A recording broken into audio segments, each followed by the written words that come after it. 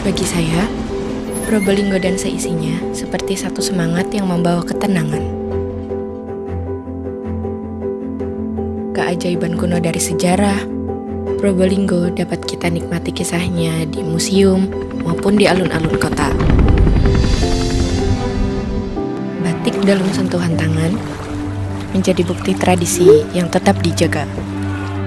Karapan sapi seperti tanda petualangan tanpa akhir.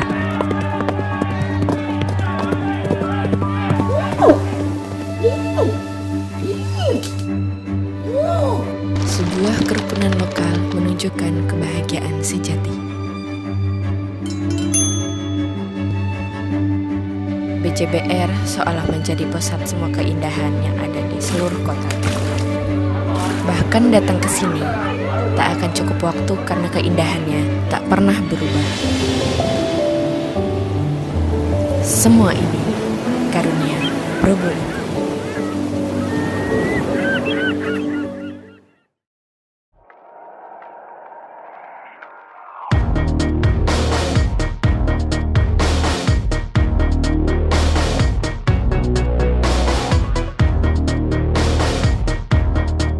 Kota Probolinggo, siaga darurat 112. Selamat malam 112, dengan visi di sini. Ada yang bisa dibantu? Halo, jemput darurat 112 aja. Ada hubungan Pak, ada Pak. Mbak, udah rempah lagi deh. Belum ada. Halo? Ada Halo? bahan ini. Halo? Aduh, Apa? Ini ada putih beliau. Ya, Apa ini namanya yang konfirmasi, Pak. Jalan Cokro. Rempah kopi. Ini tapi tidak ada korban buru itu apa? Mobil. Keadaan korbannya yang mobil meninggal. Baik, akan kami teruskan ke tim damkar secepatnya. Terima kasih sudah menghubungi 112. Selamat malam.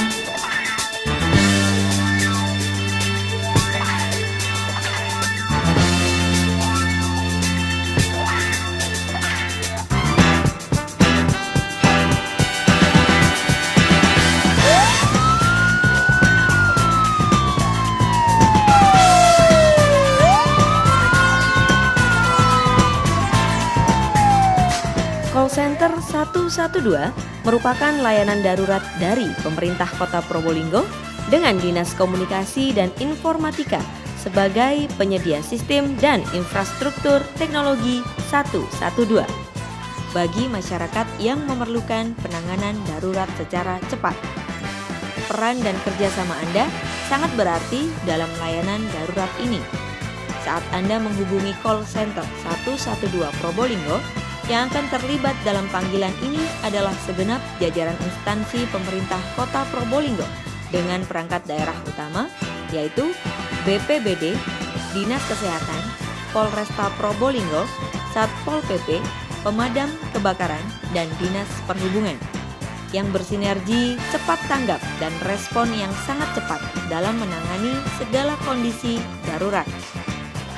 Mekanisme layanan call center 112 adalah menerima panggilan kegawat daruratan dari masyarakat, menanyakan informasi secara lengkap, lalu menindaklanjuti laporan yang masuk dengan melakukan koordinasi kepada SKPD instansi pemerintah yang terkait melalui radio HT, aplikasi, dan web monitoring. Kemudian memantau kejadian yang terjadi melalui web monitoring hingga penanganannya selesai. Bagi yang menyalahgunakan Probolinggo Call Center 112 akan dikenakan sanksi sesuai peraturan yang berlaku.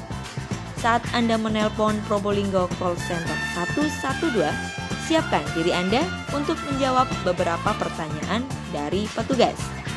Apa jenis keadaan daruratnya? Di mana lokasi kejadiannya? Apakah sudah ada korban? Apakah kejadiannya terjadi di dalam bangunan? Dan berikan nama serta nomor telepon yang bisa dihubungi. Nomor tunggal panggilan darurat 112 merupakan implementasi Kota Probolinggo sebagai Smart City. 112 adalah layanan darurat yang bisa diakses oleh warga Kota Probolinggo secara gratis. Dengan harapan segala bentuk kondisi darurat bisa cepat diatasi dan ditangani demi keselamatan jiwa. Saya Wali Kota Probolinggo, Habib Hadi Zainal Abidin, menyampaikan pesan. Ingat, dalam kondisi darurat seperti kebakaran, kecelakaan, bencana alam, maupun kondisi gawat darurat lainnya, hubungi saja 112.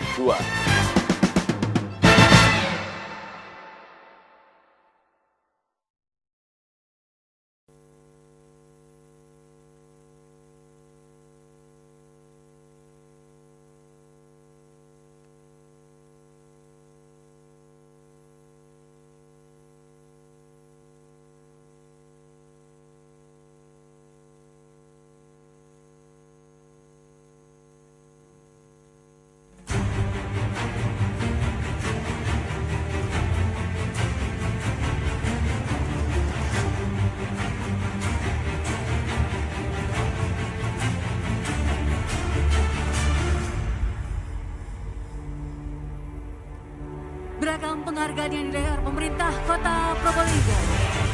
Anugerah Meritokrasi Penerapan Sistem Merit oleh BKPSDM Kota Probolinggo.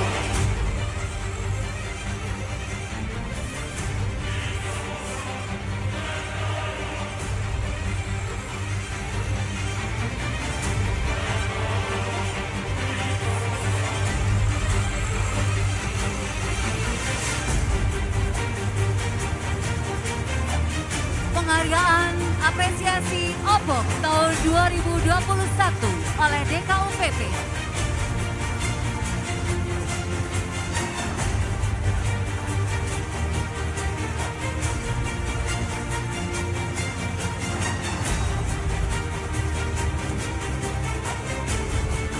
Radar Bromo Award 2021. Innovation dan Development Probolinggo City. Penghargaan dari Berita Jatim Media Digital Award sebagai pemenang 10 besar. Dinas Komunikasi dan Informatika juga meraih penghargaan KI Award 2021.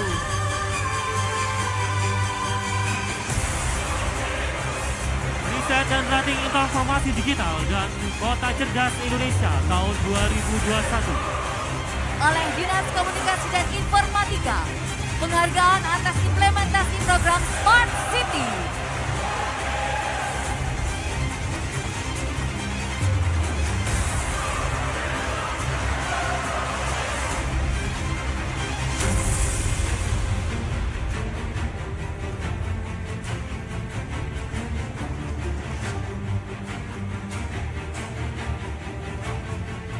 Dispertahankan penghargaan for ikan.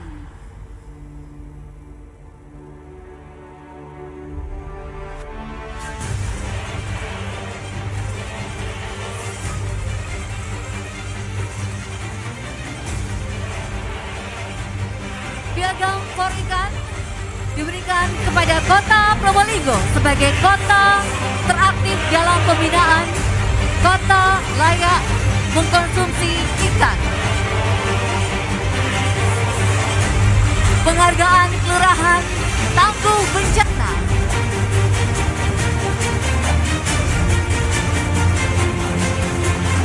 Diraih oleh Kelurahan Kedunggalung, Kecamatan Wonoasi.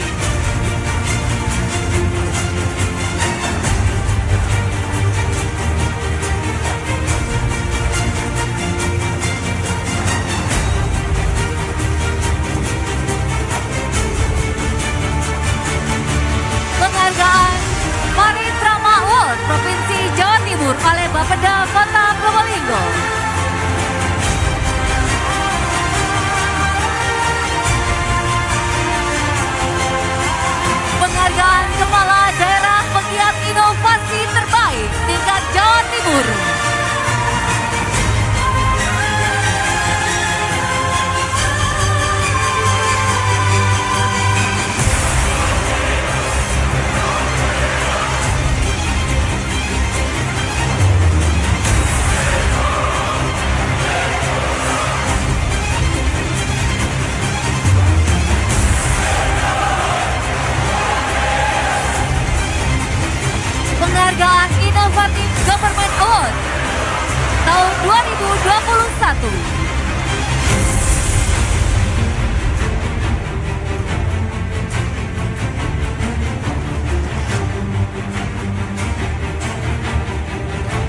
Penghargaan Top 99 Inovasi Pelayanan Publik.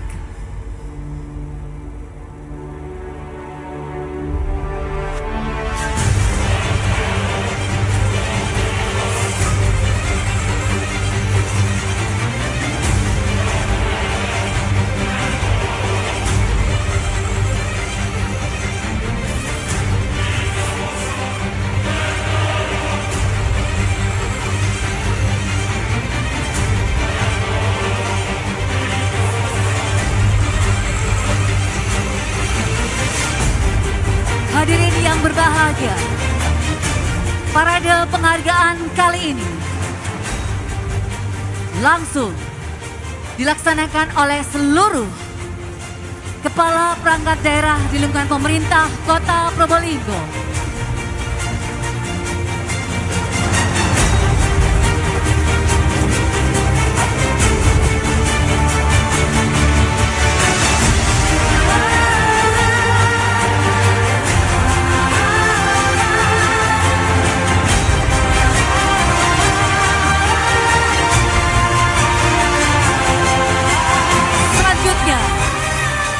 Mereka akan bersama-sama mengucapkan sebuah komitmen yang akan dipimpin oleh Sekretaris Daerah Kota Probolinggo.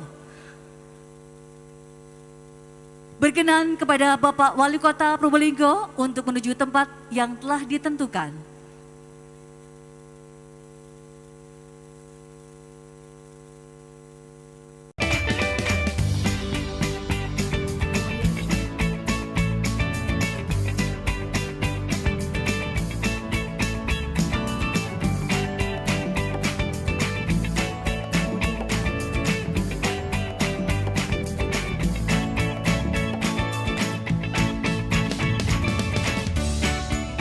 Gimana? Bersih dan jernih kan siarannya? Jangan khawatir, semua ini gratis. Tidak perlu beli kuota internet dan nggak perlu biaya berlangganan. Bagi kamu yang masih menggunakan TV analog, cukup dengan satu langkah mudah. Untuk televisi yang sudah siap digital, cukup scan ulang siaran TV kamu untuk menangkap siaran TV digital. Banyak pilihan programnya, bersih gambarnya, jernih suaranya, dan canggih teknologinya. Ayo, kita beralih ke siaran televisi digital. Sobat Kom tahu nggak sih? Bill Gates memprediksi kalau tahun 2022 ini akan menjadi permulaan Metaverse. Metaverse akan mengubah kebiasaan di dunia kerja saat ini dan membuat pekerjaan jauh lebih fleksibel serta efisien loh sob. Bahkan Minfo pernah dengar kalau di Metaverse kita bisa menghasilkan keuntungan finansial loh. Kalau ada keuntungan finansial di Metaverse, berarti ada mata uang khususnya kah Min? Hehe, jelas ada dong.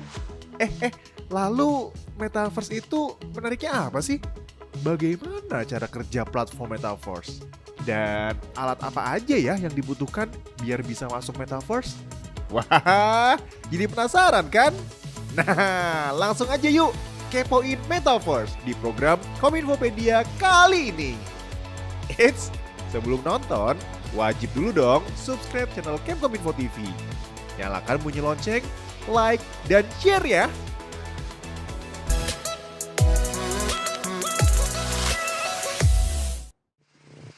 Teknologi Metaverse kini tengah menjadi perhatian publik global. Perubahan nama Facebook menjadi Meta oleh Mark Zuckerberg menunjukkan keseriusan Facebook terhadap Metaverse. Metaverse digambarkan sebagai teknologi yang memungkinkan orang berkumpul dan berinteraksi dengan masuk ke dunia virtual dengan berbagai inovasi termutakhir. Jadi, bukan hanya melihat layar. Setiap orang yang menggunakan Metaverse bisa merasakan kehidupan di Meta dengan masuk ke dalam lingkungannya. Melalui Metaverse, kamu bisa melakukan berbagai macam hal seperti melihat atau membuat karya seni secara online, pergi ke konser secara virtual, mencoba pakaian secara digital, bermain game, melakukan perjalanan secara online, dan berbagai pengalaman interaksi dan aktivitas lainnya di dunia nyata secara digital. Kemajuan teknologi interaksi sosial pada Metaverse akan berdampak pada bidang ekonomi dan sosial, yakni sedikitnya ada 5 pekerjaan baru yang akan muncul berkat keberadaan Metaverse Sob. Yang pertama, cyber security khusus Metaverse. Metaverse merupakan dunia virtual yang sangat rawan akan serangan cyber dan penipuan. Pada profesi ini, Sobatkom bisa mengatur strategi untuk memblokir serangan secara real time. Selain itu, juga akan ditetapkan undang-undang dan protokol yang aman di Metaverse. Undang-undang tersebut nantinya dapat dipertimbangkan, diubah, dan diciptakan kembali Sob. Yang kedua, construction engineers. Dalam merancang dan membangun bangunan layaknya di dunia nyata pada Metaverse, profesi ini akan bertugas menyusun pola dunia Metaverse dari mulai desain, bentuk, proses konstruksi, dan penyelesaiannya. Tentunya buat Sobatkom yang minat ilmu desain dan animasi, makin semangat nih dengan kehadiran Metaverse ini. Yang ketiga, Metaverse Planner. Bertugas untuk menyusun strategi dan fungsi serta penggunaannya yang akan diimplementasikan ke dalam dunia virtual guys. Seorang Metaverse Planner akan menetapkan hak-hak yang tepat untuk dilakukan di dunia digital dan akan terus berkembang nantinya. Buat Sobatkom yang minat berkarir wirausaha, bisnis pemasaran, dan teknisi software, cocok banget nih di bidang Metaverse Planner ini. Yang keempat, Metaverse Storyteller. Bertugas sebagai perancang pencarian mendalam bagi pengguna. Merencanakan skenario bagi pengguna untuk menjelajahi Metaverse. Skenario pelatihan, peluang pemasaran dalam bentuk narasi untuk perusahaan, dan sebagainya guys. Konsep Metaverse akan memerlukan pengalaman realistis yang diperluas untuk memiliki alur cerita yang hebat agar bisa dipelajari. Cocok banget buat Sobatkom yang minat pendidikan literatur dan bahasa. Dan yang terakhir, fashion designer. Satu hal yang tak bisa lepas dari Metaverse adalah kreativitas manusia. Oleh sebab itu, pada Metaverse juga membutuhkan fashion designer yang kreatif dan inovatif. Layaknya fashion designer di dunia nyata, Sobatkom yang bergelut di bidang ini juga akan punya pekerjaan yang sama di Metaverse, yakni mendesain kostum. Bedanya, kostum yang didesain adalah untuk para avatar di Metaverse guys. Nah, Sobatkom pasti penasaran kan? Kita bisa nggak sih jual beli di Metaverse? Terus pakai apa duitnya? Sejauh ini untuk pembayaran pada Metaverse menggunakan Metacoin pada cryptocurrency yang diakui di platform Axie Infinity atau AXS, Sandbox atau Sand, Decentraland atau Mana, Floki Inu atau Floki, dan High Street atau High. Terus gimana Min caranya masuk ke dunia Metaverse? Gini, Minfo kasih tahu. Untuk dapat memasuki dunia virtual melalui Metaverse adalah dengan langkah-langkah sebagai berikut ini. Pilih platform yang akan digunakan untuk masuk ke platform Metaverse. Registrasi akun untuk masuk ke platform Metaverse. Setelah login, baru deh Sobatkom bisa masuk ke platform Metaverse dan dapat melakukan aktivitas layaknya di kehidupan nyata. Terus, kalau udah registrasi akun, gimana caranya Min biar bisa masuk Metaverse?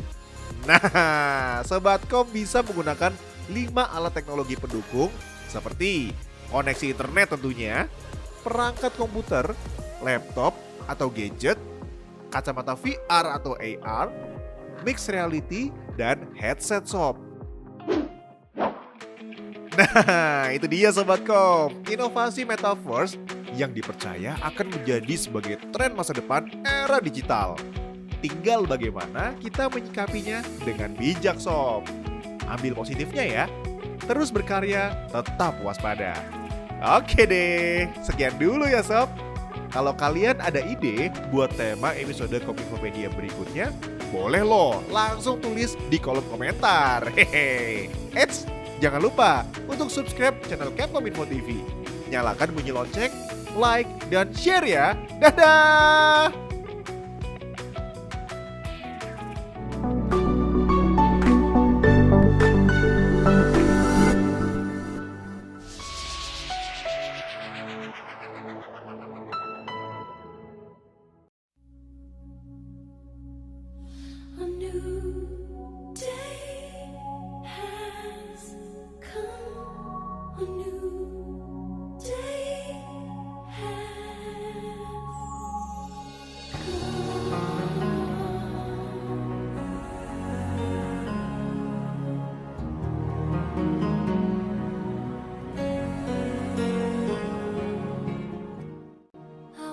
Assalamualaikum warahmatullahi wabarakatuh. Handal PIRT UMKM. Hanya dari rumah sudah dapat layanan pengurusan sertifikat pangan industri rumah tangga untuk pelaku usaha mikro kecil menengah.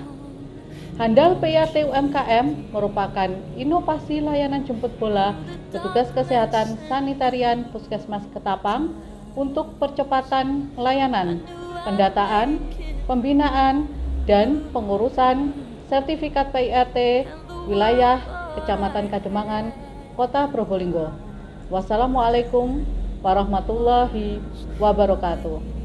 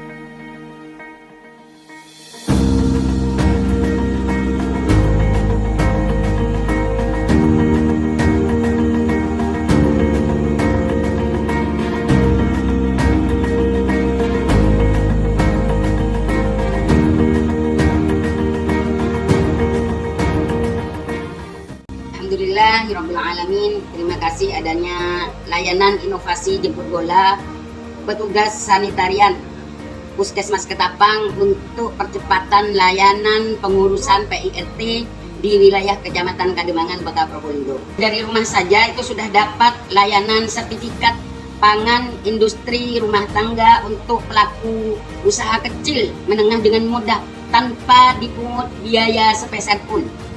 Untuk pesantren Anahdiah itu sudah dapat sertifikat atau PIRT itu 10 macam produk itu dengan mudah tanpa kesulitan sedikit pun. Terima kasih kepada Bapak Anton yang sudah melayani kami dengan sabar dengan telaten, dan juga terima kasih kepada UPTD Puskesmas Ketapang, dan juga tidak lupa saya juga ucapkan terima kasih kepada Ketua Kelompok UKM Kademangan Bangkit atas fasilitasinya kepada kami. Terima kasih.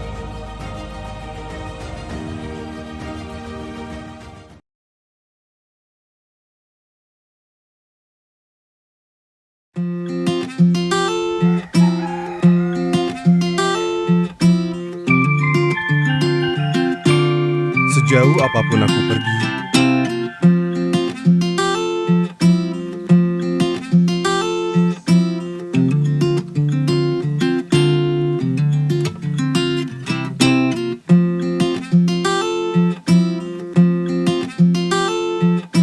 kota ini selalu memanggilku untuk kembali.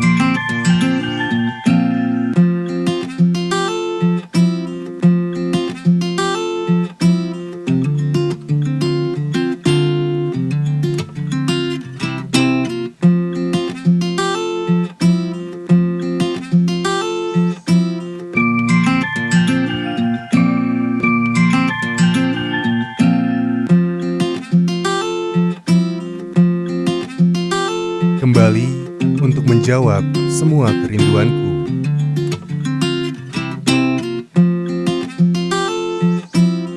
Entah berapa banyak waktu dan perubahan yang telah aku lewatkan.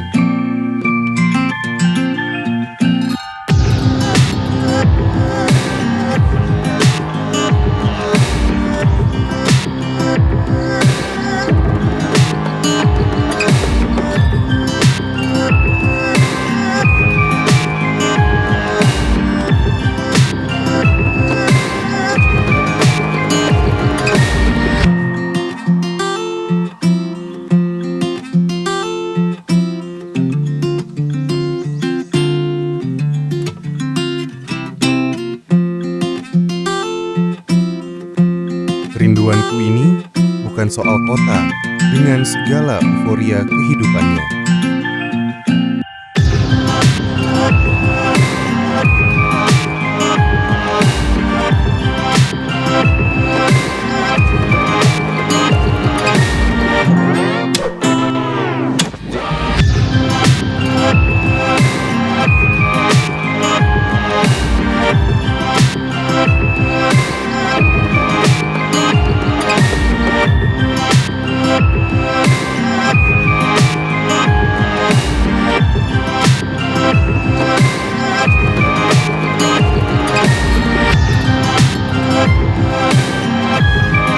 Kerinduanku tertuju pada alam, seni, dan budayanya. Tempat di mana selalu ketemukan kehangatan, keramahan, dan keceriaan. Tempat di mana jadi sumber kehidupan bagi semua orang. Tempat di mana tersimpan banyak harta yang tak ternilai. Terpelihara dengan apik, terjaga untuk generasi selanjutnya.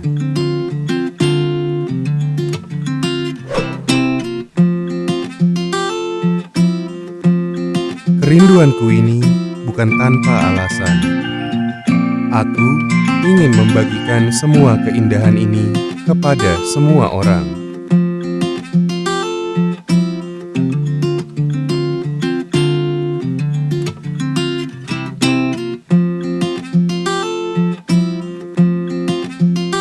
Kubagikan dalam setiap rangkaian kisah perjalananku.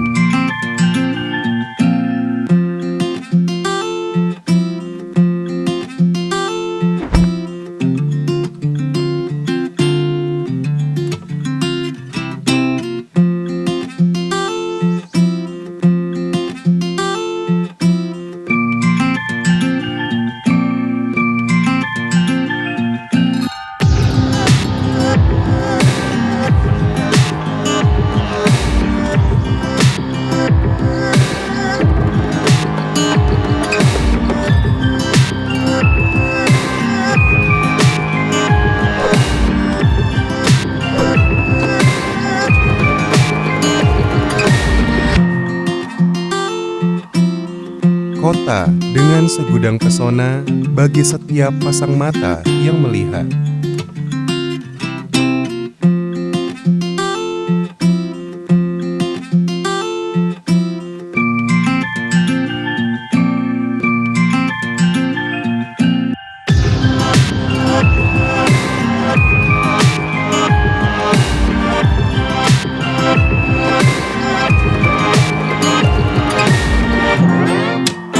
Dan menyinggahi kota ini selalu memberiku arti.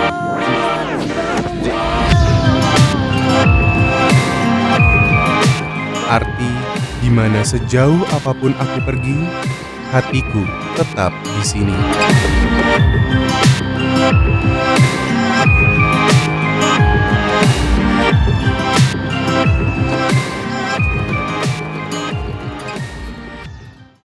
Portal Emas, Probolinggo Smart Digital, layani masyarakat. Apa itu Portal Emas? Portal Emas adalah aplikasi digital pelayanan masyarakat yang berbasis Android. Aplikasi Portal Emas digagas oleh Dinas Komunikasi dan Informatika Kota Probolinggo, merupakan aplikasi pemrosesan permohonan terpadu yang digunakan oleh kelurahan, kecamatan, dan dinas terkait secara relevan serta diakses secara online. Ada apa dengan Portal Emas? Transparan. Kita akan mengetahui sejauh mana proses pengajuan permohonan layanan karena dapat kita pantau melalui HP Android, bahkan cukup di rumah sambil melakukan aktivitas lainnya. 2. Cepat. Cukup 1 hari permohonan kita akan selesai. 3. Gratis. Tidak dipungut biaya sepeser pun. 4. Bebas pungli.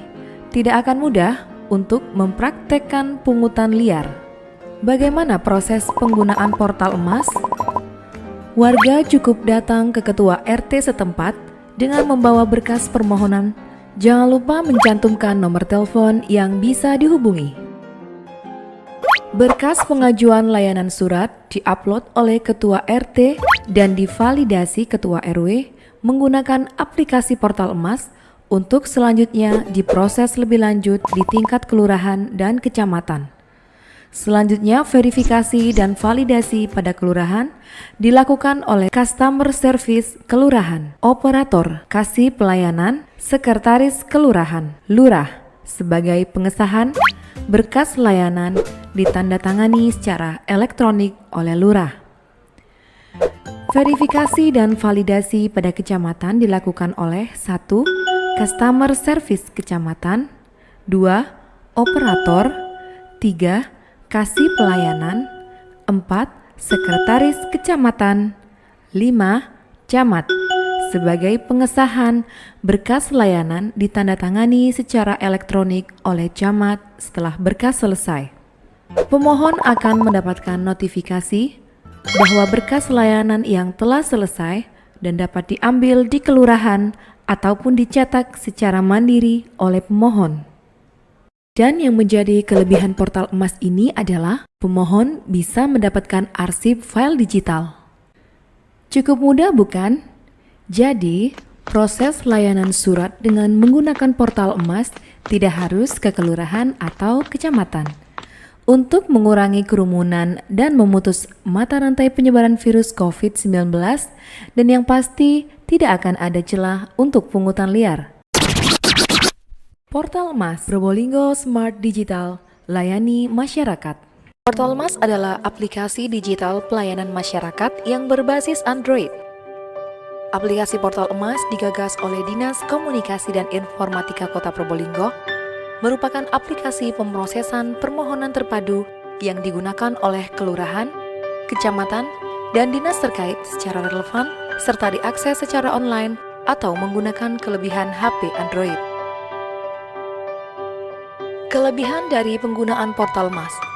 Warga cukup datang ke ketua RT setempat dengan membawa berkas permohonan dan mencantumkan nomor telepon yang bisa dihubungi tanpa harus pergi ke kelurahan. Berkas pengajuan layanan surat diupload oleh ketua RT dan divalidasi ketua RW menggunakan aplikasi Portal Emas untuk selanjutnya diproses lebih lanjut di tingkat kelurahan dan kecamatan. Selanjutnya, Verifikasi dan validasi dilakukan pada kelurahan, ditandatangani secara elektronik oleh lurah. Ketika permohonan layanan yang harus menggunakan verifikasi dan validasi pada tingkat kecamatan juga ditandatangani secara elektronik oleh camat. Pemohon akan mendapat notifikasi bahwa berkas layanan telah selesai dan dapat diambil Ketua RT ataupun dicetak secara mandiri oleh pemohon.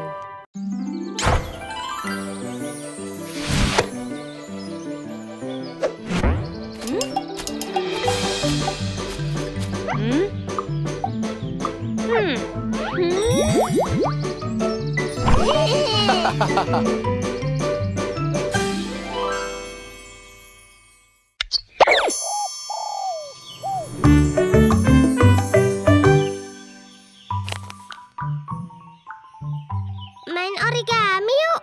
Bosan ah. Wah. Loh. Hah? Heh. TV-mu kok banyak semutnya sih? Hah? Bapak, benerin antena dong. Oh iya, Bapak lupa. Kemarin kan patah karena hujan lebat ya. Siap, bakal Bapak benerin.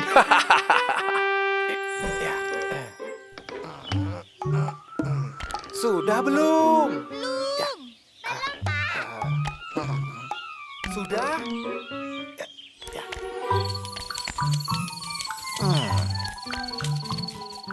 Dah ah, nonton di rumahku aja. TV-mu banyak semutnya. Hehehe, untung masih tayang. Wah, bening banget. Super Big! Cia, cia, cia!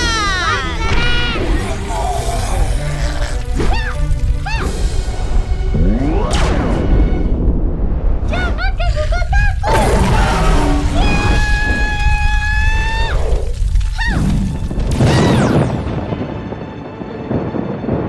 Wah, bapakku masih di atas genteng.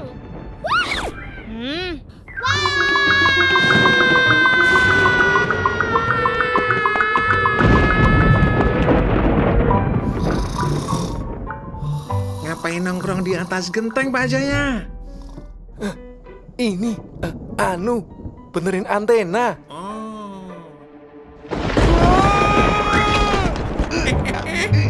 Hati-hati, Pak Jaya.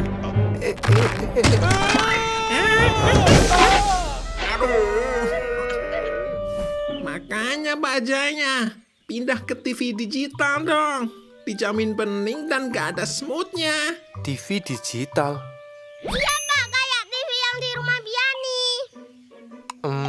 Mahal nggak? Cukup sediakan set-top box. Murah. Banyak itu di marketplace. Atau beli di toko elektronik. Wow, bening banget. Wah. Jelas dong, berkat Modi. Benar, ayo lekas migrasi ke siaran TV digital. Bersih gambarnya, jernih suaranya, dan canggih. Banyak pilihan programnya. Hehehe, betul itu Modi. Betul itu.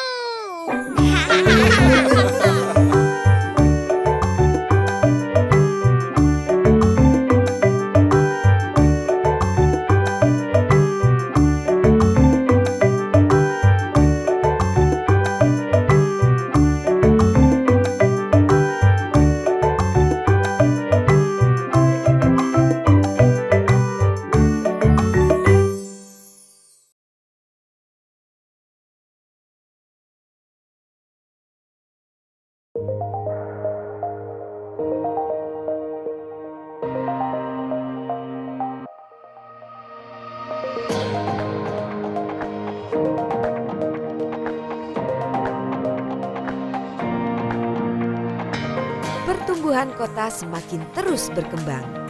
Penanda kemajuan telah terjadi di sini.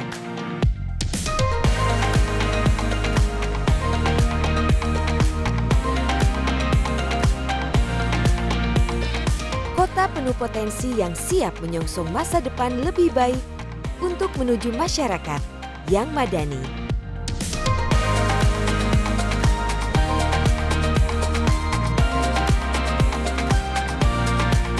Di kota ini, geliat industri dan bisnis menjadi kegiatan yang nyaman dan aman sebagai sumber perekonomian masyarakat.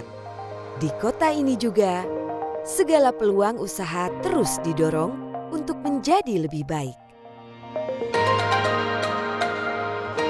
Selamat datang di Kota Probolinggo, kota yang kondusif untuk berinvestasi. Kota Probolinggo sebagai kota yang berlokasi di Tapal Kuda Provinsi Jawa Timur merupakan daerah penghubung kota Pasuruan, Malang, dan kota Surabaya di sebelah barat, serta kota Banyuwangi, Jember, Bondowoso, dan Situbondo di sebelah timur.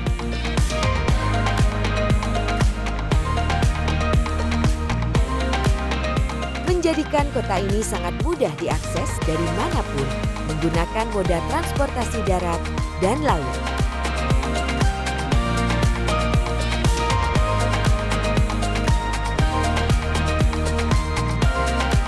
Kota Probolinggo memiliki beragam peluang investasi yang bisa diciptakan dan dikembangkan.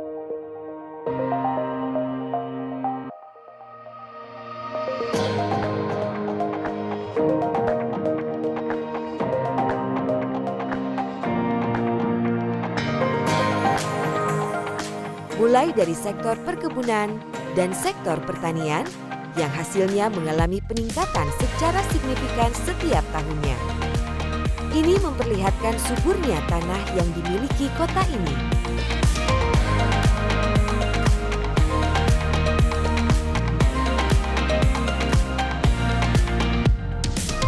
Sektor kelautan memiliki wilayah yang strategis dengan menghadap langsung Selat Madura dan mempunyai hasil laut yang berlimpah.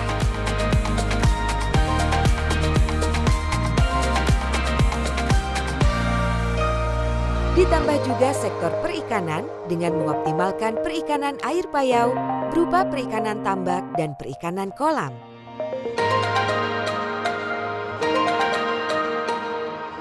Sektor peternakan menjadi salah satu potensi unggulan kota Probolinggo, sehingga mampu menjadi penyumbang komoditas nasional.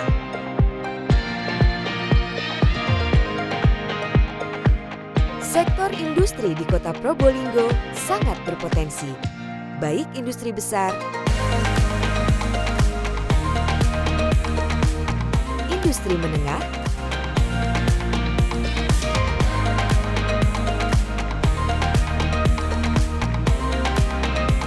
industri kecil, maupun industri rumah tangga.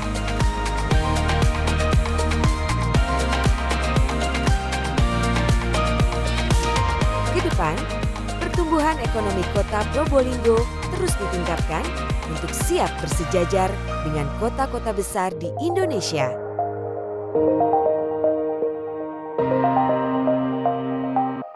Beragam kemudahan terselenggara dengan baik sebagai bagian pemerintah ada untuk masyarakat. Dengan mengedepankan pelayanan publik yang sempurna, memberikan peluang investor untuk mudah berinvestasi.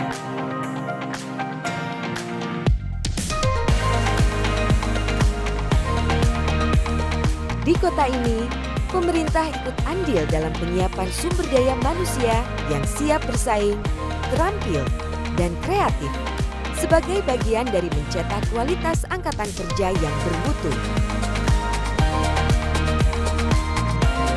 Pendampingan dan penyuluhan industri dilakukan oleh pemerintah sebagai komitmen untuk membantu menciptakan persaingan industri yang sehat dan demi mewujudkan perekonomian yang kuat. Kelengkapan fasilitas dan infrastruktur kota seperti pelabuhan, kawasan industri, dan pasar pusat kegiatan ekonomi telah siap menjadi bagian pengembangan usaha Anda, mendorong kegiatan bisnis lebih aktif dengan intensitas tinggi. Multi etnis, budaya, dan agama menjadi satu kesatuan yang utuh masyarakat Kota Probolinggo untuk saling bergotong royong, berlomba, dan berpacu dalam persaingan industri.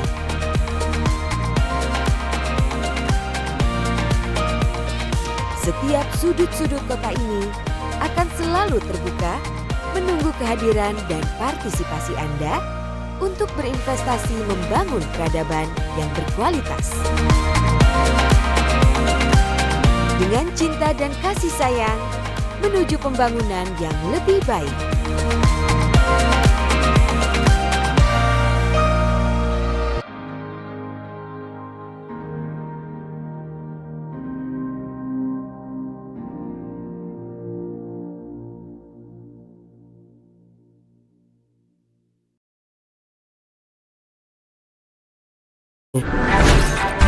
Halo semuanya, aku Modi, maskot TV Digital Indonesia.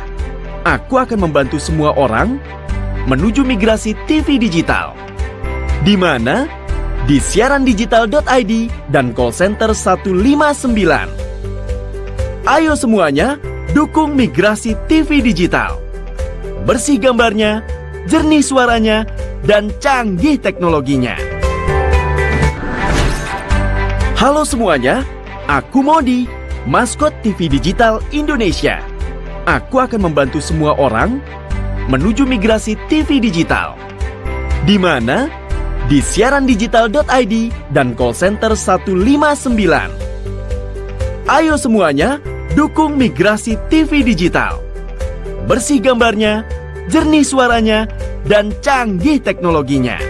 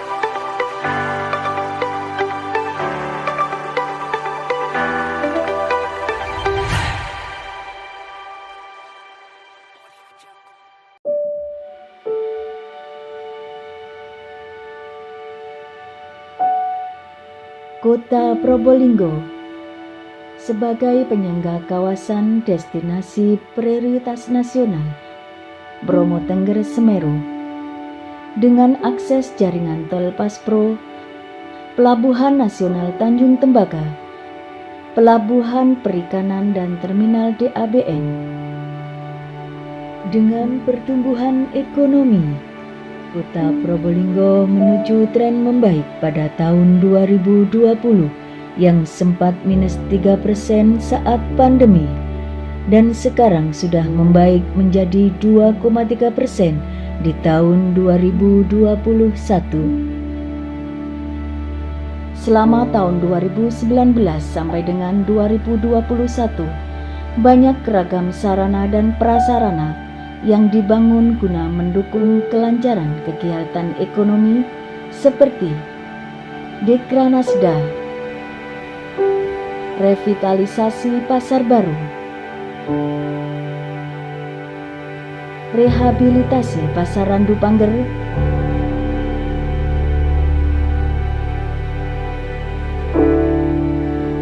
pemberian stimulus keuangan dan penataan PKL Pasar Tugu, serta fasilitasi sertifikasi dan standarisasi produk bagi UMKM.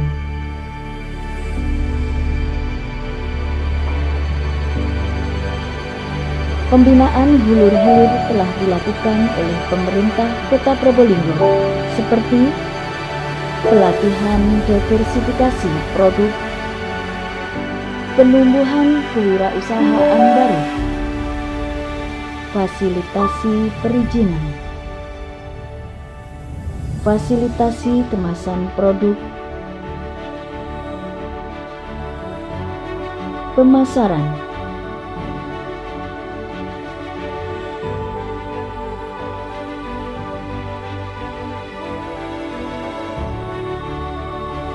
Assalamualaikum warahmatullahi wabarakatuh.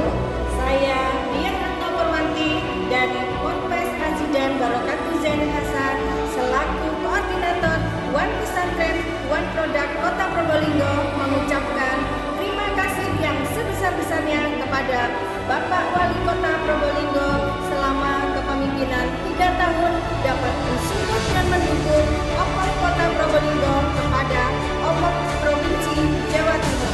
Oh iya, banyak sekali Mbak ya.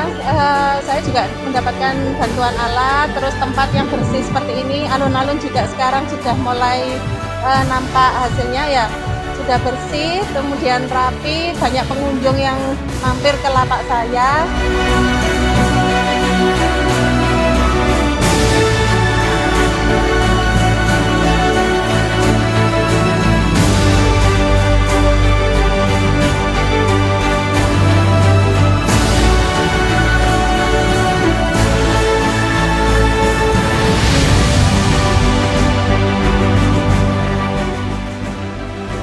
Assalamualaikum warahmatullahi wabarakatuh. Nama saya Maria Utami, UKM Kembang Sari yang memproduksi amplang penyiling. Selama kepemimpinan Bapak Wali Kota, alhamdulillah mulai dari nol saya merintis usaha ini. Saya dapat banyak fasilitas, dibantu mulai pelatihan, kemasan, permodalan, hingga sampai saat ini. Terima kasih Bapak Wali Kota. Semagula Abdul Hamid Pak, pedagang sayur mayur Pasar Baru Ketok. Lima terus kelangkong Pak, atas perhatiannya kang kui warga pedagang Pasar Baru pon bangunaki sebeden neng temur kesak. Mungkin mun bisa Pak kesak betul yaki selesai, betul yaki mare Pak. Detik kasak jalan terobosan, mun nggak semakin saya belenci dari timur, nika tak bisa masuk kanjeng terlalu jauh keliling, Pak. Dan terima kasih dukungan dari Bapak Wali Kota untuk mengenai bantuan-bantuan dari dana UMKM. Saya juga dapat fasilitas dan dari BLK juga fasilitas pelatihan. Penghargaan dan prestasi yang diraih antara lain wisata terapi Kumkum Pantai Mayangan atau penyajian terbaik virtual tour desa wisata, juara 1 dalam lomba UMKM berprestasi Jawa Timur, juara 3 Kinerja pelaksanaan si Komandan terbaik di Jawa Timur tahun 2020. Penghargaan Kepala Daerah Penggiat Inovasi. Penghargaan mewujudkan Nawabakti Satya melalui Jatim Berdaya dalam program One Pesantren One Product atau OPOP.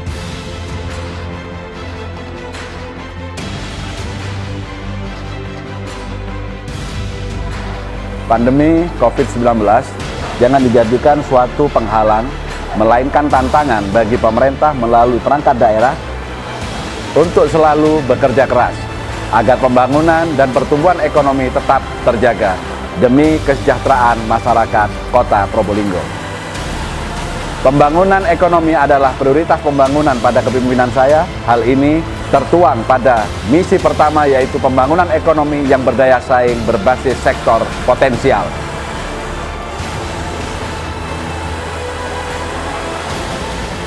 Banyak penghargaan dan prestasi di bidang ekonomi yang telah dicapai oleh pemerintah Kota Probolinggo. Namun, prestasi dan penghargaan tersebut bukanlah tujuan dari kepemimpinan saya. Itu adalah bonus dari penilaian dari kerja keras dalam mensejahterakan masyarakat, khususnya pelaku ekonomi. Saya berharap pertumbuhan ekonomi semakin meningkat, pengangguran semakin berkurang, dan nilai investasi semakin berkembang. Kerjasama antar perangkat daerah yang solid, terobosan inovasi dalam pelayanan masyarakat yang efektif, serta kerja keras tanpa pamrih merupakan kunci dalam peningkatan pertumbuhan ekonomi. Ayo bersama kita wujudkan Kota Probolinggo yang hebat dan handal.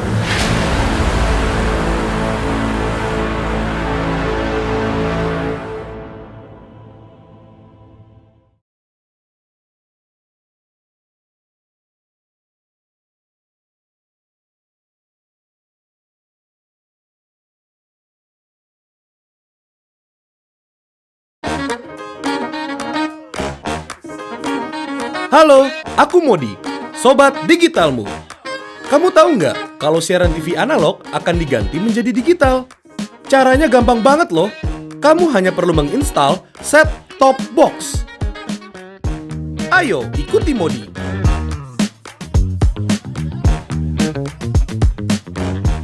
Siaran TV digital membuat gambar televisimu menjadi lebih bersih.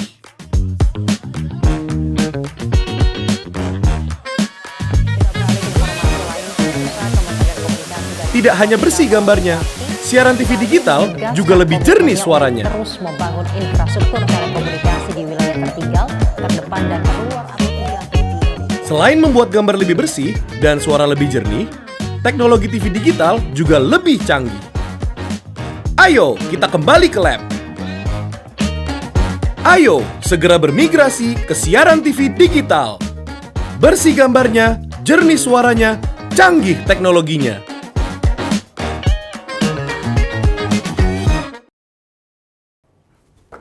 Wah, asik, dapat paket nih. Loh, kok kosong? Perasaan nggak pesen paket maskara sama blush on deh.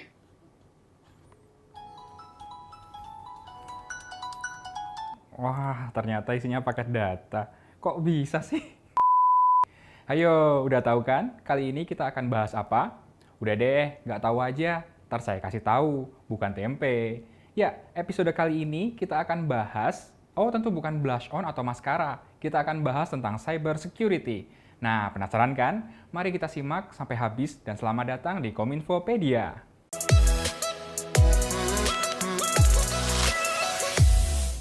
Coba ngacung, siapa Sobat Kom di sini yang punya akun toko hijau? Kalau toko merah? Kalau toko oranye?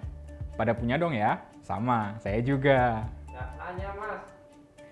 Di era digital kayak sekarang ini, adanya si toko hijau, toko merah, toko oranye, dan berbagai aplikasi lainnya sangat membantu kebutuhan kita sehari-hari ya kan? Mau beli apa, tinggal klik-klik, pilih, masuk keranjang, bayar juga tinggal pencet-pencet PIN uang elektronik kamu. Udah deh, tinggal rebahan, nunggu abang kurir teriak paket, kayak tadi tuh. Nah, tapi pernah kepikiran nggak sih data-data Sobat Kom melayang-layang di awang-awang kesana kemari mencari alamat, bukan.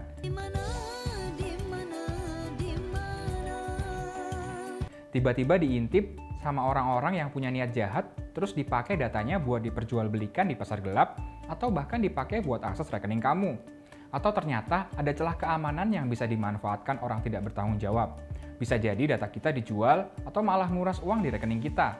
Nah, itulah kenapa perlu adanya keamanan cyber atau cyber security. Gimana? Keamanan cyber buat apa? Ya untuk melindungi diri dari ancaman cyber yang berasal dari dalam, baik software atau hardware-nya, ataupun ancaman dari luar seperti serangan hacker. Minimnya pengetahuan pengguna internet akan pentingnya keamanan dalam berinternet, jadi semacam karpet merah buat hacker untuk ngelakuin aksinya. Makanya penting banget nih kita paham tentang cyber security. Jangan cuma paham kalau chat sama dia cuma dibales Y doang. Ya. Menurut Kamus Besar Bahasa Indonesia, cyber artinya sistem komputer dan informasi, dunia maya, atau yang berhubungan dengan internet. Jadi, keamanan cyber atau cyber security adalah keamanan pada sistem komputer. Keamanan cyber atau cyber security merupakan kombinasi dari proses, kegiatan, dan teknologi yang dirancang untuk melindungi data dan informasi pada suatu sistem, jaringan, maupun program komputer dari serangan cyber. Nah, Sobat Kom tahu nggak? Ada dua istilah penting dalam serangan cyber, yaitu celah keamanan atau biasa disebut vulnerability dan attack. Vulnerability atau kerentanan umumnya berada di tingkat jaringan, host, atau aplikasi. Sementara attack, yaitu serangan, adalah tindakan yang diambil menggunakan satu atau lebih kerentanan atau vulnerability yang mengancam sistem. Jadi gini, misalnya sistem, software, atau mungkin HP Sobatkom itu diibaratkan rumah, maka vulnerability ini semacam gembok cacat yang kita pasang di pintu gerbang. Misal gebetan Sobatkom sadar ternyata gemboknya cacat, terus karena perlu masuk rumah untuk ngasih martabak buat calon mertua, dia langsung buka gemboknya tanpa kunci. Nah ini yang namanya serangan atau attack. Ya kalau cuma mau ngasih martabak sih bukan ancaman ya namanya. Cuma kalau misalnya ada yang masuk mau nyulik ya bahaya. Culik hatiku dong kak. Terus, apa aja sih serangan cyber yang sering terjadi? Pertama, malware atau malicious software, yaitu kumpulan perangkat lunak berbahaya yang dapat merusak sistem seperti trojan, adware, spyware, yang biasanya menyusup dalam file-file mencurigakan yang kita download tanpa sadar.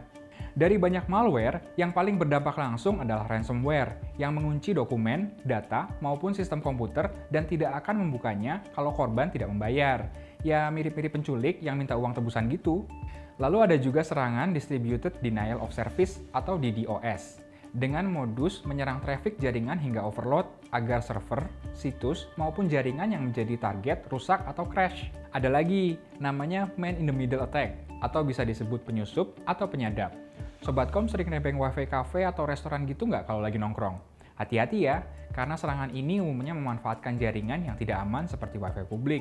Bisa aja kan, ternyata wifi yang kita sambung ke laptop atau HP kita itu nggak langsung ke internet, tapi masuk dulu ke jaringan komputernya si hacker. Dibacain deh tuh data-data kita sama dia. Atau sekarang juga marak phishing lewat pesan WhatsApp, email, atau pesan singkat yang mengaku dari lembaga resmi. Bisa tentang menang undian mobil, soal diskon sepatu sneakers mahal, atau apapun yang membuat kamu tertarik untuk mengklik link yang ada di pesan tersebut. Waspadalah, waspadalah. Ada juga serangan dengan cara menebak password kita. Umumnya, modus ini terjadi pada pengguna yang kombinasi passwordnya mudah ditebak. Misalnya tanggal lahir si pengguna, nama pasangan, tanggal pernikahan, nama ibu kandung, atau mungkin tanggal jadian, atau mungkin tanggal putus. Tapi tanggal putus kayaknya jarang deh, pada gak mau nginget. Ya, move on. Selain bikin password yang agak panjang, biar gak mudah ditebak, Sobatkom juga bisa mengkombinasikan dengan angka dan karakter khusus. Misalnya kayak gini. Jadi, gak cuma dia aja yang penting, keamanan cyber juga loh. Nah, kembali lagi ke cyber security. Strategi keamanan cyber yang kuat pastinya memiliki perlindungan berlapis untuk bertahan dari serangan yang berusaha mengakses, mengubah, merusak data, hingga menarik uang milik pengguna atau organisasi tertentu.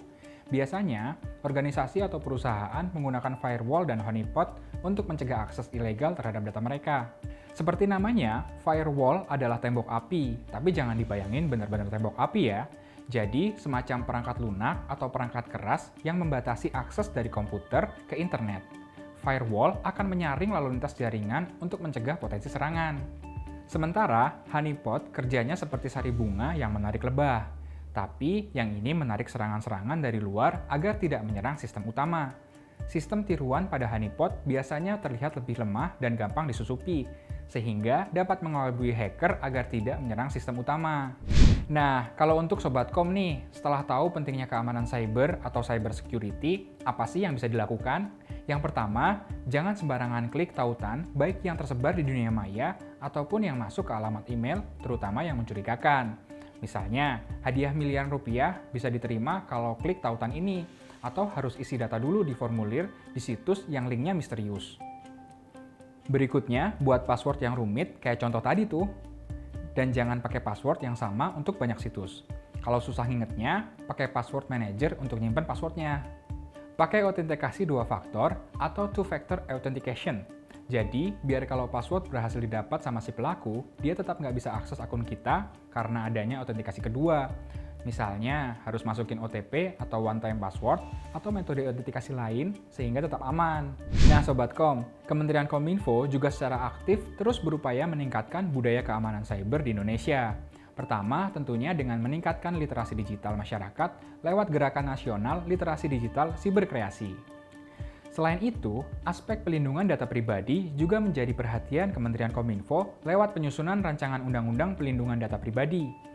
RUU PDP ini sudah ditetapkan oleh Dewan Perwakilan Rakyat untuk masuk dalam Prolegnas Prioritas 2022 dan diharapkan dapat menjadi pedoman bagi pemerintah, masyarakat, industri dalam melakukan pelindungan data pribadi di Indonesia. Tahu nggak Sobat Kom, Kominfo sendiri punya CSIRT atau Computer Security Incident Response Team. Kominfo CSIRT berkolaborasi dengan Badan Siber dan Sandi Negara atau BSSN, memiliki 3 tujuan utama, yaitu mewujudkan ketahanan siber yang handal dan profesional, melakukan koordinasi dan kolaborasi layanan keamanan siber, serta membangun kapasitas sumber daya keamanan cyber. Tetap waspada ya Sobat Kom, intinya prinsip utama cyber security itu adalah teliti dan hati-hati. Jangan sembarangan klik link-link mencurigakan, jangan asal kasih data-data sensitif ke situs yang nggak meyakinkan, dan minimalisir login ke wifi publik yang koneksinya belum tentu aman. Sekian Kominfopedia kali ini. Jangan lupa subscribe jika konten ini bermanfaat. Semoga Sobat Kom tercerahkan. Kalau terlalu cerah, coba tolong editor, brightness-nya kecilin dikit.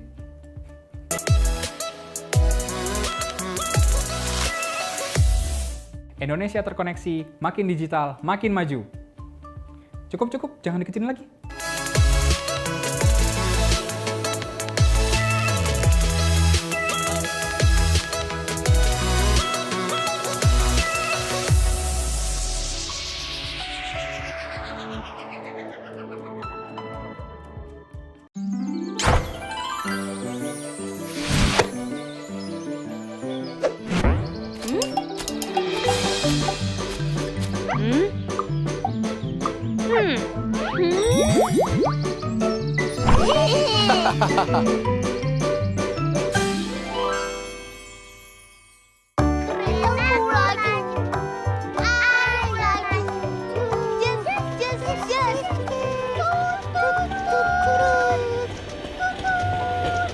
Senangnya bisa bertamasya, asik pol pokoknya. Sini ku potret.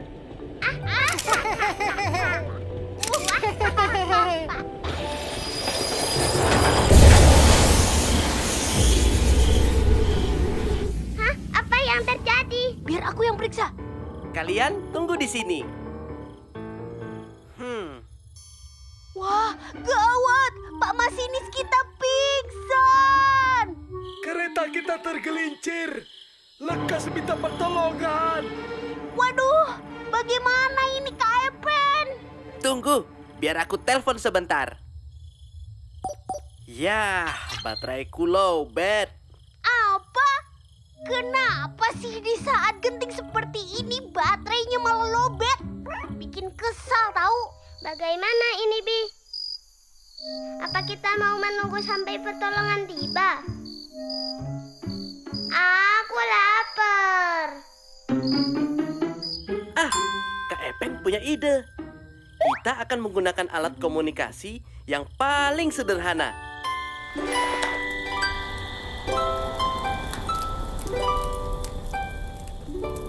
Semoga ada yang melihat asap dan api ini.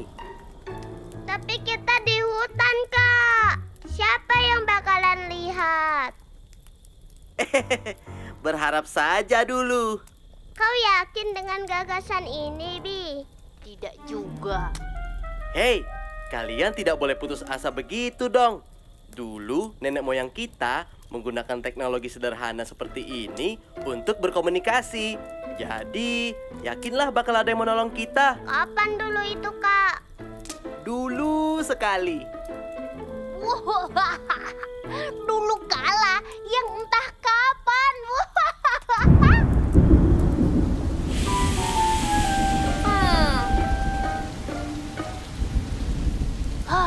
Betapa sia-sia.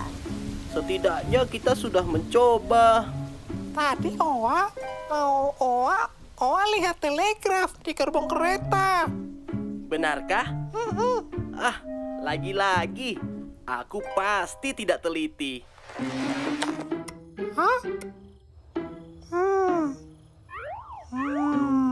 Oa lupa kode morsenya. Sini biar Kak Epen yang operasikan. Wah, apa ini, Kak?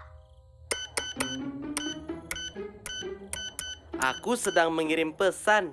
Pesan? Ini namanya telegraf Morse.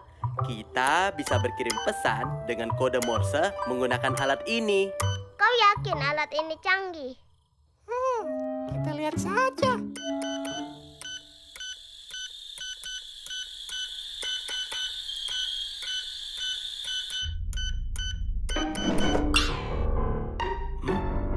SOS. SOS. Ada yang butuh pertolongan. Segera berangkat.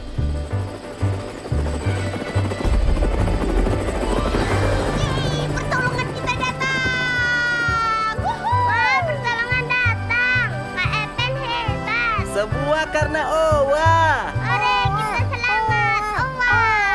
Hore. Owa hebat.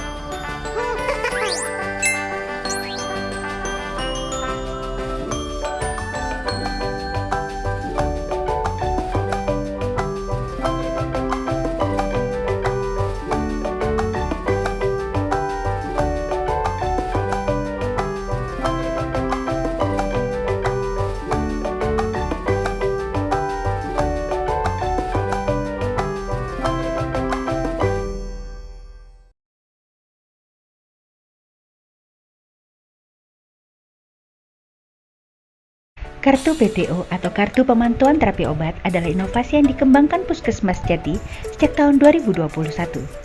Salah satu yang melatar belakangi inovasi ini adalah tingginya selisih pemakaian obat jika dibandingkan dengan penghitungan ideal kebutuhan obat pada tahun 2020, di mana kelebihan obat mencapai 10.020 tablet. Pasien kontrol lebih awal daripada jadwal yang telah ditentukan adalah salah satu penyebabnya. Lalu, bagaimana cara kerja kartu PTO? Kartu PTO akan memastikan pasien kontrol sesuai jadwal sehingga tidak terjadi penumpukan obat pada pasien. Bulan depan tanggal 10 juga. Kalau kesini kartunya selalu dibawa ya. Kartu PTO, solusi cerdas manajemen obat.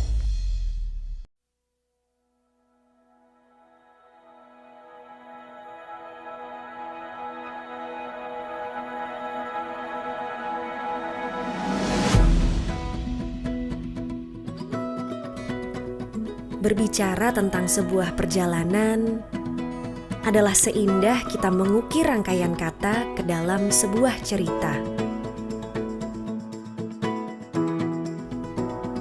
Ketika sang mentari menampakkan senyumnya, memberi kehangatan dan keceriaan.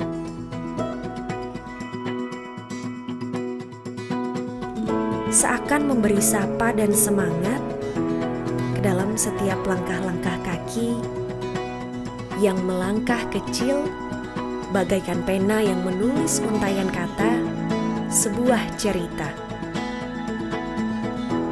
Sesekali sapaan itu muncul di dalam setiap sudut-sudut kota ini.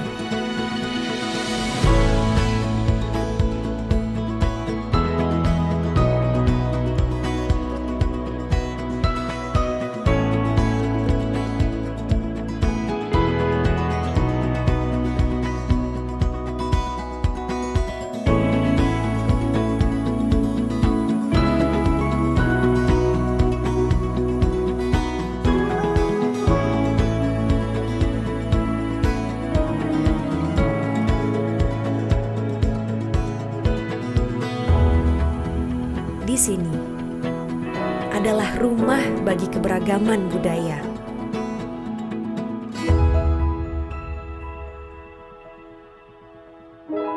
Dan sudah menjadi bagian dari nafas kehidupan kota ini.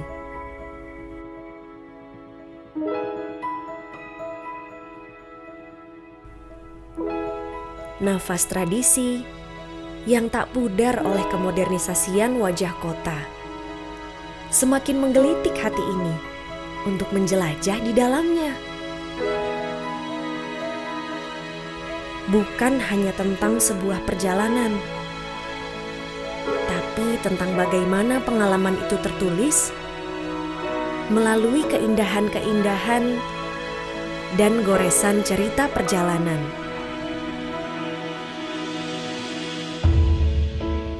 Suara tawa dan riang canda memeluk hangat hasrat diri yang selalu haus akan sebuah perjalanan cerita yang indah.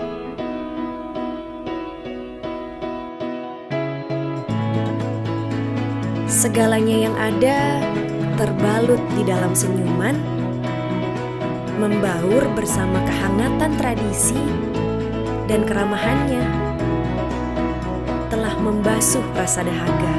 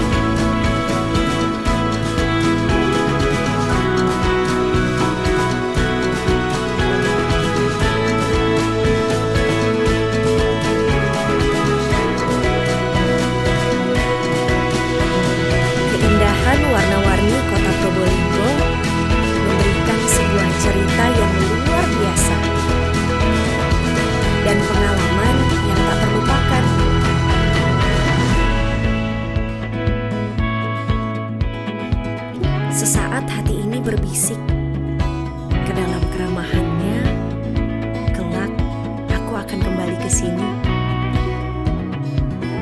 Karena di sini telah kuukir sebuah pena bertulis tentang cerita dan kehangatan.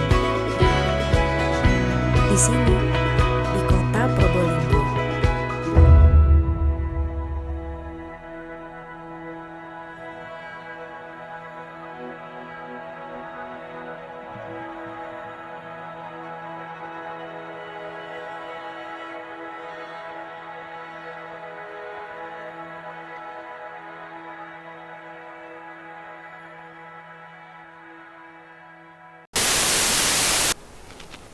Halo Sobat Kom, udah tahu kan kali ini kita bahas apa?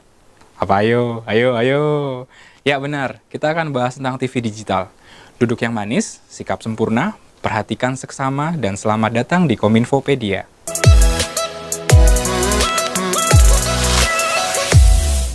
Apa itu TV digital? Jadi, sebetulnya yang digital itu bukan TV-nya, tapi penyiarannya. Membahas soal penyiaran, berarti kita akan bahas soal sumber siaran, frekuensi siaran, alat transmisi, dan perangkat penerima. Jadi, penyiarannya menggunakan teknologi digital. Kalau TV-nya sih sama aja. Yang tadinya sinyal televisi dipancarkan secara analog, sekarang sinyal televisi dipancarkan secara digital. Apa keunggulannya?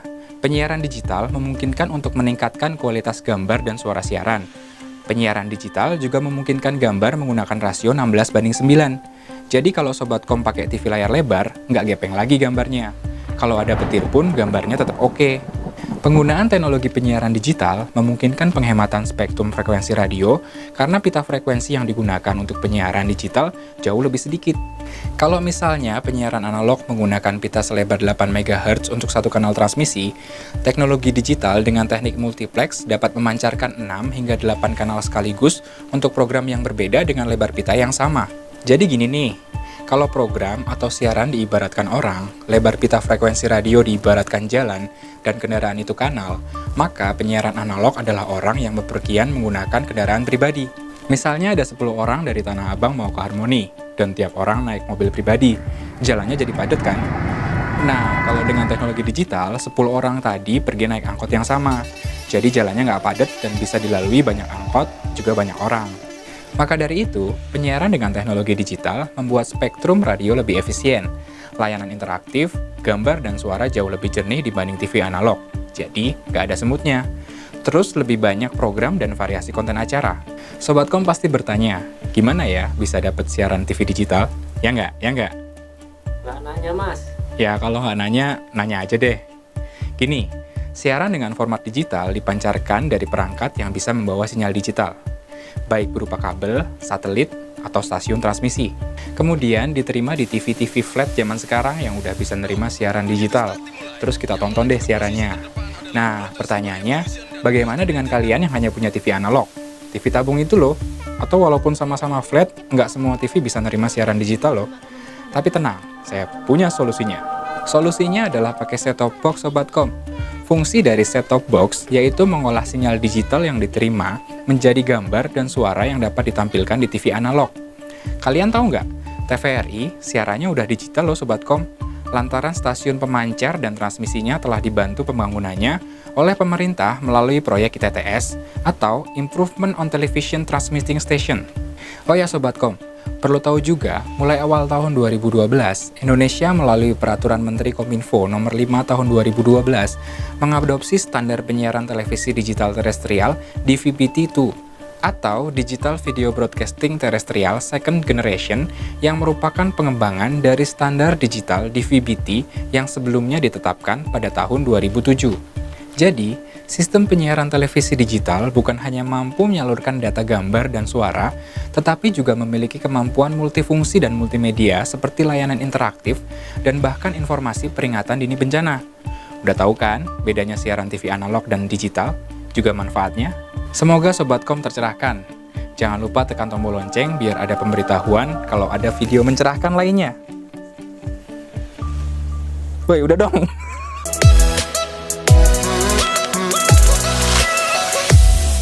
Cerdas di era digital.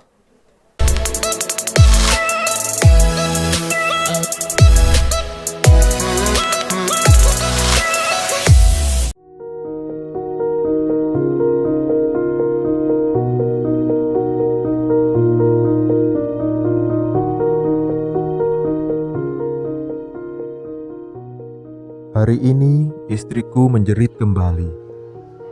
Seketika harapan besar terlintas pada kelahiran putra pertamaku. Dan harapan itu kini hadir karena kotaku memiliki armada ambulans siaga. Kayak aku mau melahirkan ini, Pak. Duduk dulu, Bu. Aduh, Pak. Meskipun engah istriku kian beradu, menahan sakit tak terperi.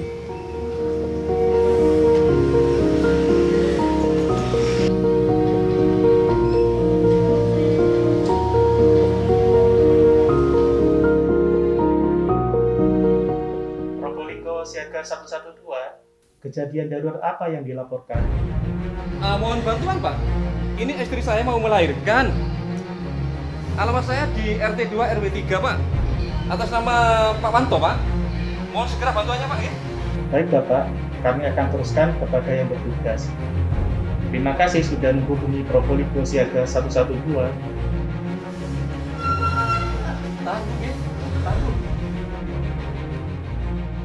Halo, selamat siang. Ini dari 112 itu. Oh iya, Pak.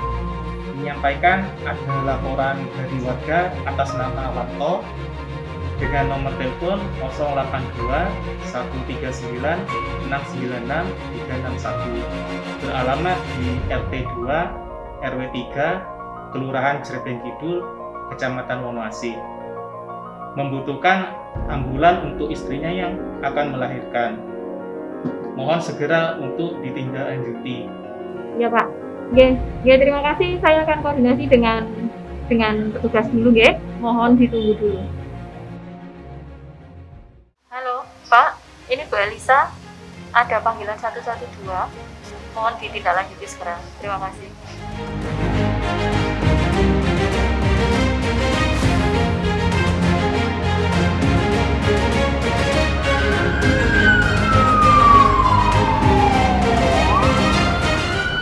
Meskipun engah istriku kian beradu, menahan sakit tak terberi. Ambulans siaga memberi kami harapan, memberi kami ketenangan. Karena ambulans siaga begitu cepat, begitu sigap untuk membantu kami kondisi yang genting ini. Tegangku sedikit meredup, otot-ototku sedikit merenggang. Dengan penanganan yang menenangkan, dengan penanganan yang menyenangkan.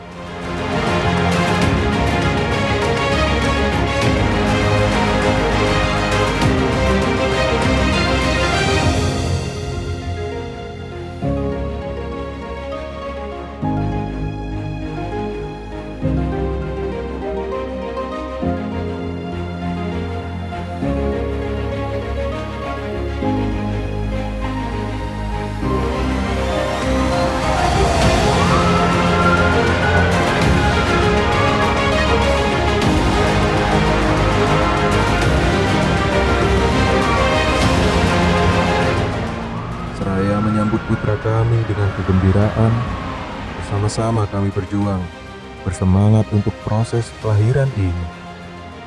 Dengan pelayanan yang prima dan menjanjikan, kami tak lagi ragu untuk mengucapkan terima kasih atas segalanya. Karena ambulans siaga mewujudkan harapan itu menjadi nyata dan indah.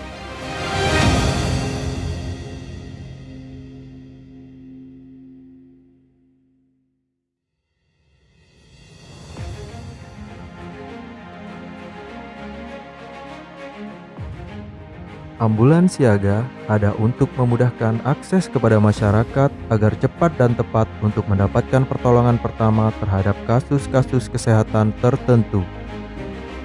Jenis kegawat daruratan medis yang dilayani oleh ambulans siaga antara lain: 1. Rujukan persalinan bagi ibu yang akan melahirkan. 2. Korban kecelakaan lalu lintas. 3. Penyakit kronis. 4. Lansia. 5. Dan kegawat daruratan medis lainnya. Alur pelayanan ambulans siaga adalah sebagai berikut. 1. Pasien atau keluarga pasien menghubungi call center 112. 2. Operator menghubungi kontak person petugas puskesmas atau pustu terdekat. 3. Petugas akan melakukan kontak ke pasien atau keluarga dan menuju ke lokasi sasaran. 4. Petugas melakukan pemeriksaan awal kondisi pasien dan menentukan status kegawat daruratan untuk melakukan rujukan. 5. Petugas akan menghubungi puskesmas, rumah sakit, atau klinik rujukan dengan menggunakan ambulans. 6. Pasien wajib didampingi oleh keluarga atau perangkat kelurahan. Ingat, dalam kondisi kegawat daruratan medis seperti kecelakaan, ibu hamil, lansia, maupun kegawat daruratan medis lainnya, gunakan ambulans siaga dengan menghubungi panggilan darurat 112.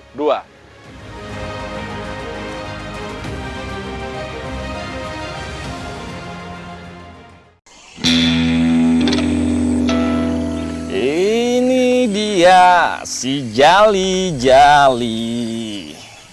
Lagunya enak.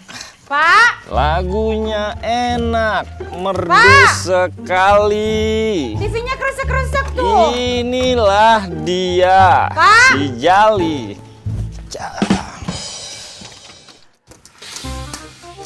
Iya Bu, ya ada apa? Itu loh anakmu si Ica masuk ke kamar ngambek gara-gara TV-nya tuh kresek-kresek. Saya lagi nyuci motor sebentar ya Bu, sebentar. Udah buruan deh, cepetan. Benerin TV-nya.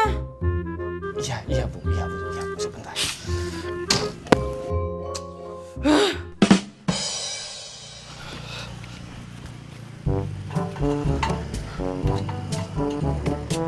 Bu, udah belum Bu? Lu pakai nanya lagi, gue lagi capek juga nih, lagi betulin antena. Oh, saya petik mangga. TV burak. Dri, sini Dri. Bu. Kenapa? Ibu. Putar mana lagi nih? Cuci tangan dulu lu. Habis dari mana-mana juga. Diputar mana lagi nih? Udah belum? Bu. Sini. Kenapa, Bang? Sini, Dri. Duh, burak banget. Bu. Ibu. Kemana lagi nih? Antena begini mulu dari dulu. Bang nggak pakai set-top box, Bang? Maksud lo apa sih, Dri? Gue lagi capek, masa lo mau tabok? Bukan, Bang, bukan. Sabar. Bukan gitu. Jadi, set-top box itu alat penerima siaran TV digital. Tar. Apa tadi TV digital? Maksudnya apa ya? Pemerintah itu punya program migrasi dari siaran televisi analog ke siaran televisi digital. Siaran televisi digital itu gambarnya bersih, suaranya jernih, teknologinya canggih. Terus. Caranya gampang, tinggal pasang set-top box dengan antena lama, colokin kabelnya di set-top box. Nah, di situ kan ada kabel merah, kuning, putih. Tinggal dilihat sama TV-nya. Colok, udah deh. Set-top box. Set-top box. Cara dapetinnya gimana? Cara dapatnya gampang. Set-top box bisa dibeli lewat toko online atau di sana, Bang, toko elektronik dekat pasar. Oh, iya. Gue tahu. Harganya? Harga mah relatif. Itu punya motor.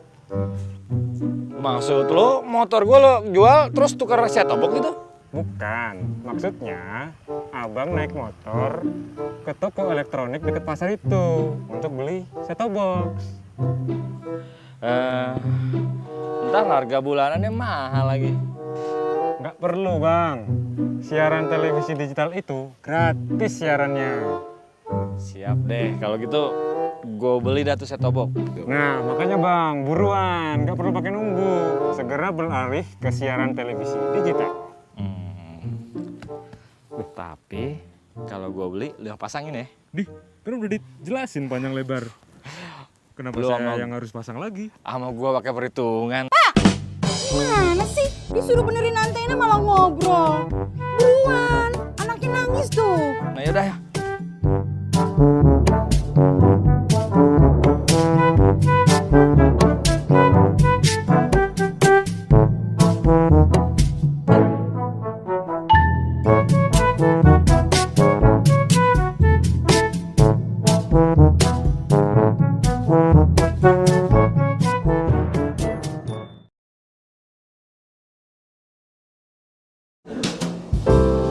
Din, aku baru ganti nomor HP nih. Share nomor aku dong, biar orang pada tahu. Oke, nanti gantian ya promosi nomor HP aku juga. Kirim foto kamu sini, yang bagus ya.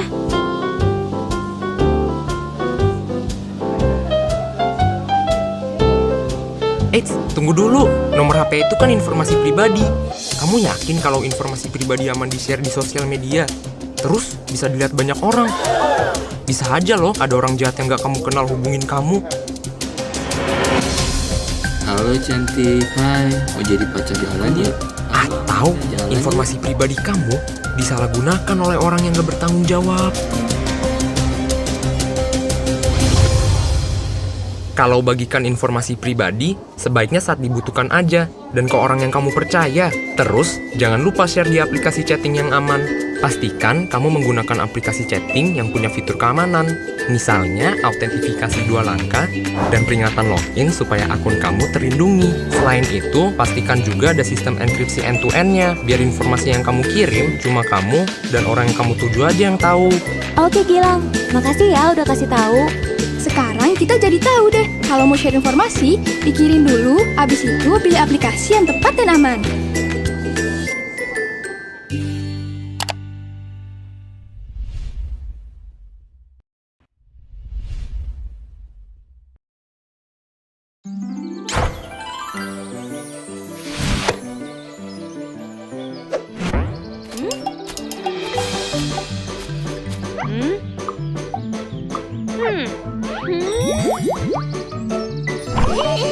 Main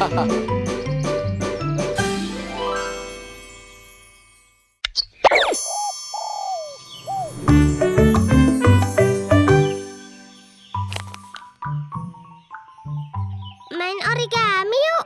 Bosan ah. Wah. Loh. Hah? Heh. TV-mu kok banyak semutnya sih? Hah? Bapak, benerin antena dong. Oh iya, Bapak lupa. Kemarin kan patah karena hujan lebat ya. Siap, bakal Bapak benerin.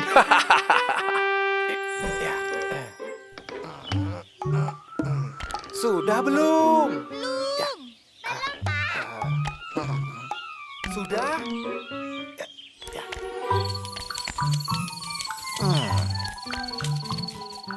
Dah, nonton di rumahku aja.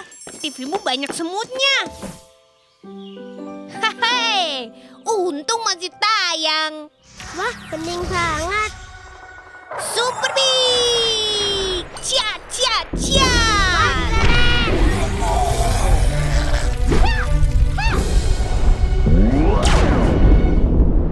Jangan ganggu kotaku!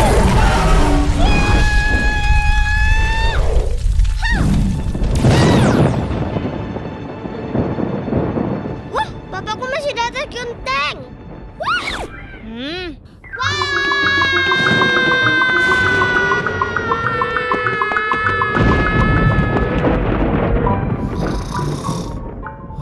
Ngapain nongkrong di atas genteng, Pak Jaya?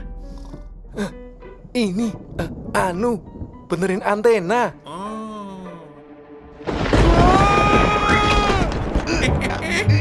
Hati-hati, Pak Jaya.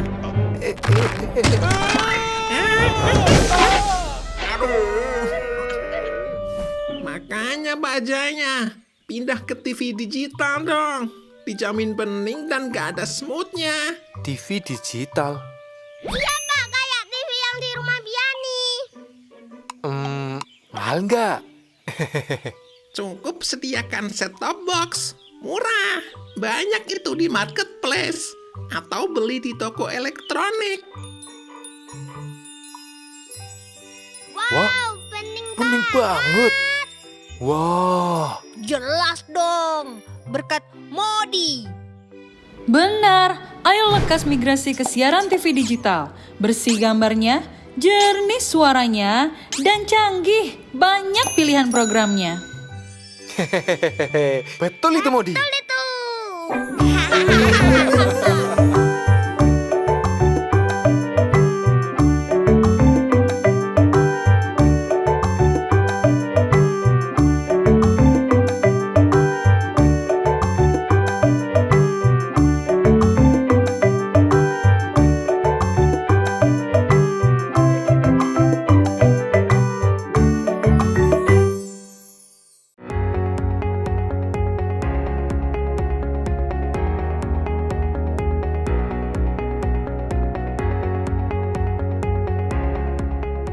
Pak, handphone mama kok tidak ada sinyal ya?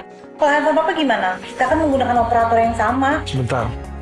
Enggak kok, ini sinyal papa bagus. Pak, tolong dong nyalain hotspot handphonenya. Iya, oke. Dah. Nah, wifi handphone mama sudah nyala. Terima kasih ya, Pak. Sama-sama.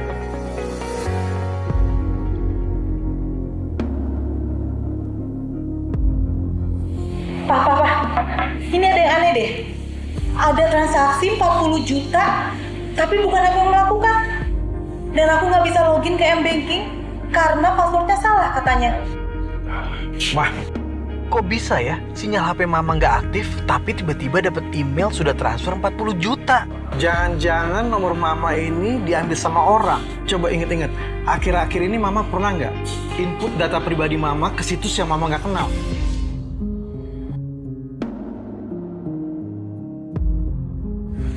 Mah. Iya Pak, bener. Waktu itu Mama pernah mengisi data pribadi ke situs yang Mama baru kenal karena ada promo menarik. Harusnya Mama cek dulu kebenaran situsnya. Data yang Mama isi itu bisa dipakai sama penjahat SIM swap, Ma. Ingat, jangan memberikan data finansial kepada siapapun. Ganti secara berkala semua jenis password Anda. Stop mengumbar data pribadi Anda di sosial media. Karena banyak pelaku kejahatan mengincar data pribadi dan finansial Anda. Dan jika SIM card Anda tidak berfungsi secara tiba-tiba, segera hubungi pihak operator seluler untuk menanyakan hal tersebut.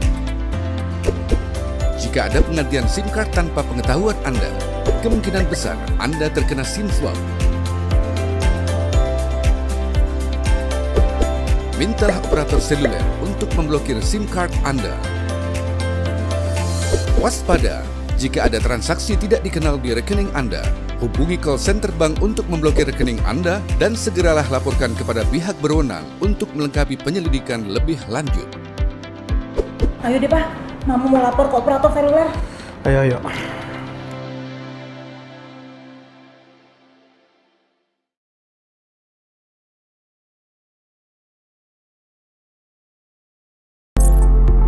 Sampaikan pelayanan publik yang tidak sesuai dengan standar pelayanan melalui layanan aspirasi dan pengaduan online rakyat atau LAPOR. LAPOR dikelola langsung oleh penyelenggara pelayanan publik dan dikoordinasikan oleh Kantor Staf Presiden, Kementerian Pendayagunaan Aparatur Negara dan Reformasi Birokrasi serta Ombudsman Republik Indonesia dan bekerjasama dengan Korea International Cooperation Agency dan United Nations Development Program Indonesia. LAPOR adalah bagian dari Sistem Pengelolaan Pengaduan Pelayanan Publik Nasional atau SP4N yang bertujuan agar masyarakat memiliki satu saluran aspirasi secara nasional. Sehingga aspirasi masyarakat dapat diproses dan dikelola secara mudah dan terpadu serta diselesaikan secara tuntas. Ini berarti jaminan bagi masyarakat agar aspirasi dari manapun dan jenis aduan apapun akan disalurkan kepada pihak yang berwenang. Kualitas pelayanan publik akan meningkat karena aspirasi sahabat pasti tersampaikan. LAPOR juga telah ditetapkan sebagai Sistem Pengelolaan Pengaduan Pelayanan Publik Nasional yang berdasarkan Peraturan Presiden Nomor 76 Tahun 2013 dan LAPOR juga telah ditetapkan sebagai aplikasi umum pengelolaan pengaduan pelayanan publik sesuai amanat Peraturan Presiden Nomor 95 Tahun 2018. Laporan yang disampaikan akan dijaga kerahasiaan identitas, data dan isinya di saat sahabat mengaktifkan fitur anonim dan rahasia. Laporan tidak akan diketahui oleh publik dan pihak terlapor. Sahabat juga akan mendapatkan tracking ID sehingga dapat meninjau proses tindak lanjut dari laporan yang telah disampaikan. LAPOR adalah layanan digital sehingga sahabat dapat mengajukan aspirasi langsung kepada instansi pemerintah berwenang tanpa harus keluar rumah sehingga mengurangi resiko penyebaran COVID-19. Dan di masa adaptasi kebiasaan baru ini, aspirasi sahabat tentang pelayanan publik yang tidak sesuai standar pelayanan terutama dengan penanggulangan dampak COVID-19 dan pelaksanaan vaksinasi akan sangat membantu pemerintah dalam mempercepat proses penanganan pandemi saat ini. Aspirasi, permintaan, informasi, dan pengaduan dapat sahabat sampaikan melalui www.lapor.go.id atau SMS ke 1708 maupun aplikasi Android atau iOS LAPOR. Pada situs LAPOR, formulir yang perlu diisi pun sangat mudah dan terpadu. Semua aspirasi terkait dengan pandemi COVID-19 bisa diajukan secara cepat dan aman serta diselesaikan secara tuntas. Dan menggunakan aplikasi LAPOR juga semudah menggunakan aplikasi seluler sehari-hari. LAPOR juga telah digunakan oleh masyarakat dan berperan penting selama masa pandemi ini seperti pengadaan program bansos dan penanganan pengaduan terkait pandemi COVID-19. Saya ibu rumah tangga yang biasanya mendapatkan bantuan sosial COVID-19 berupa uang, tapi untuk beberapa waktu sempat tidak menerima. Lalu saya mengajukan aspirasi saya melalui LAPOR dan dalam beberapa hari saja laporan saya langsung diproses dan ditindaklanjuti oleh LAPOR.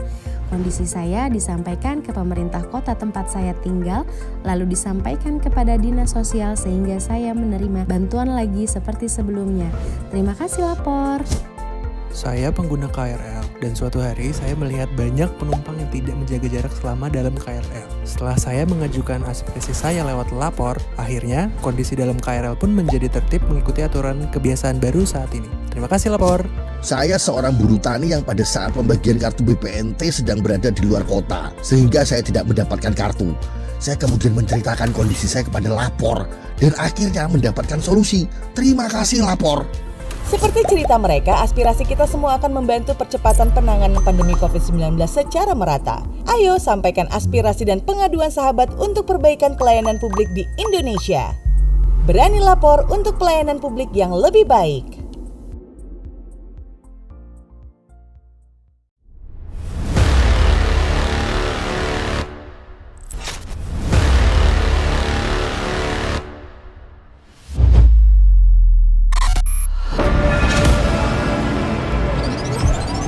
Indonesia kini sedang giat berbenah diri dari Sabang sampai Merauke, dari Pulau W hingga Pulau Rote, tak henti bersama mewujudkan pembangunan nasional guna meningkatkan kesejahteraan rakyat Indonesia.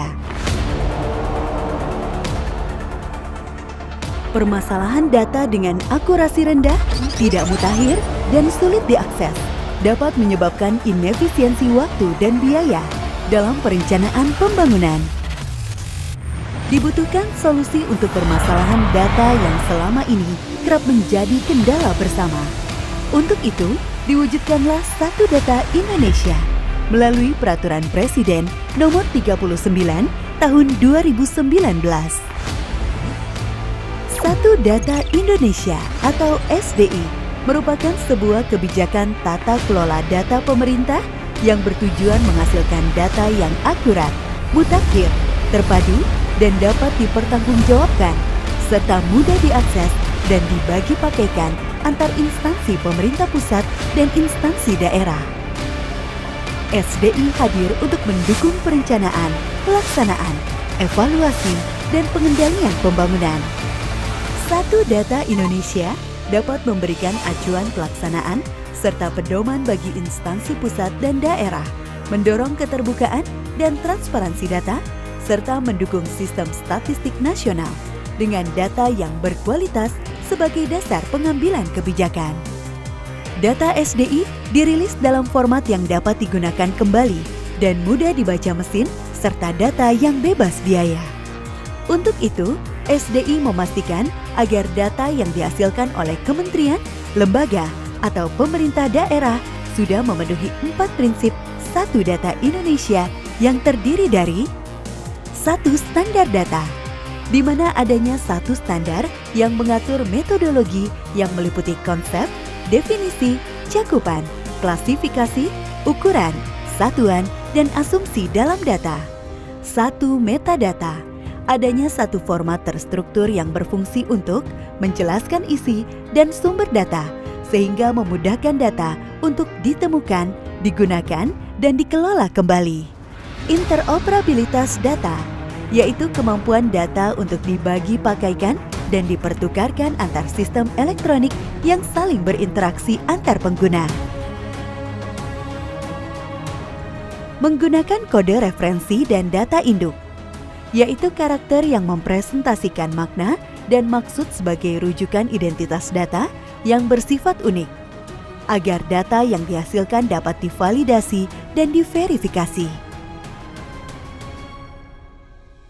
Penyelenggara Satu Data Indonesia terdiri dari Dewan Pengarah yang bertugas untuk mengkoordinasikan penetapan kebijakan SDI, pelaksanaan SDI, pemantauan dan evaluasi SDI, serta penyelesaian permasalahan dan hambatan pelaksanaan SDI. Yang diketuai oleh Menteri Perencanaan Pembangunan Nasional atau Kepala Bappenas dan dianggotai Kementerian Perencanaan Pembangunan Nasional atau Bappenas, Kementerian Pendayagunaan Aparatur Negara dan Reformasi Birokrasi, Kementerian Komunikasi dan Informatika, Kementerian Dalam Negeri, Kementerian Keuangan, Badan Pusat Statistik, dan Badan Informasi Geospasial. Pembina data tingkat pusat bertugas untuk melakukan pembinaan penyelenggaraan SDI, menetapkan standar dan metadata, memberikan rekomendasi pengumpulan data, serta pemeriksaan ulang terhadap data prioritas. Yang terdiri dari Kementerian Keuangan, Badan Pusat Statistik, dan Badan Informasi Geospasial. Wali data tingkat pusat bertugas untuk mengumpulkan, memeriksa, dan mengelola data sesuai prinsip SDI, menyebarluaskan data, dan membantu pembinaan produsen data. Setiap instansi pusat hanya memiliki satu unit kerja yang melaksanakan tugas wali data. Produsen data tingkat pusat bertugas memberikan masukan kepada pembina data dan menteri. Untuk penyelenggara tingkat daerah terdiri dari pembina data tingkat daerah, wali data tingkat daerah, wali data pendukung, produsen data tingkat daerah, dan forum SDI. Dalam penyelenggaraan Satu Data Indonesia, dibentuk Sekretariat Satu Data Indonesia yang bertugas memberikan dukungan dan pelayanan teknis, operasional, dan administratif, serta tugas lainnya kepada Forum SDI dan Dewan Pengarah. Ada 4 tahapan utama dalam penyelenggaraan Satu Data Indonesia, yaitu perencanaan data, pengumpulan data, pemeriksaan data, dan penyebarluasan data. Satu Data Indonesia hadir untuk mewujudkan transparansi dan akuntabilitas pemerintah, sehingga data dapat mendukung penuh pembangunan nasional.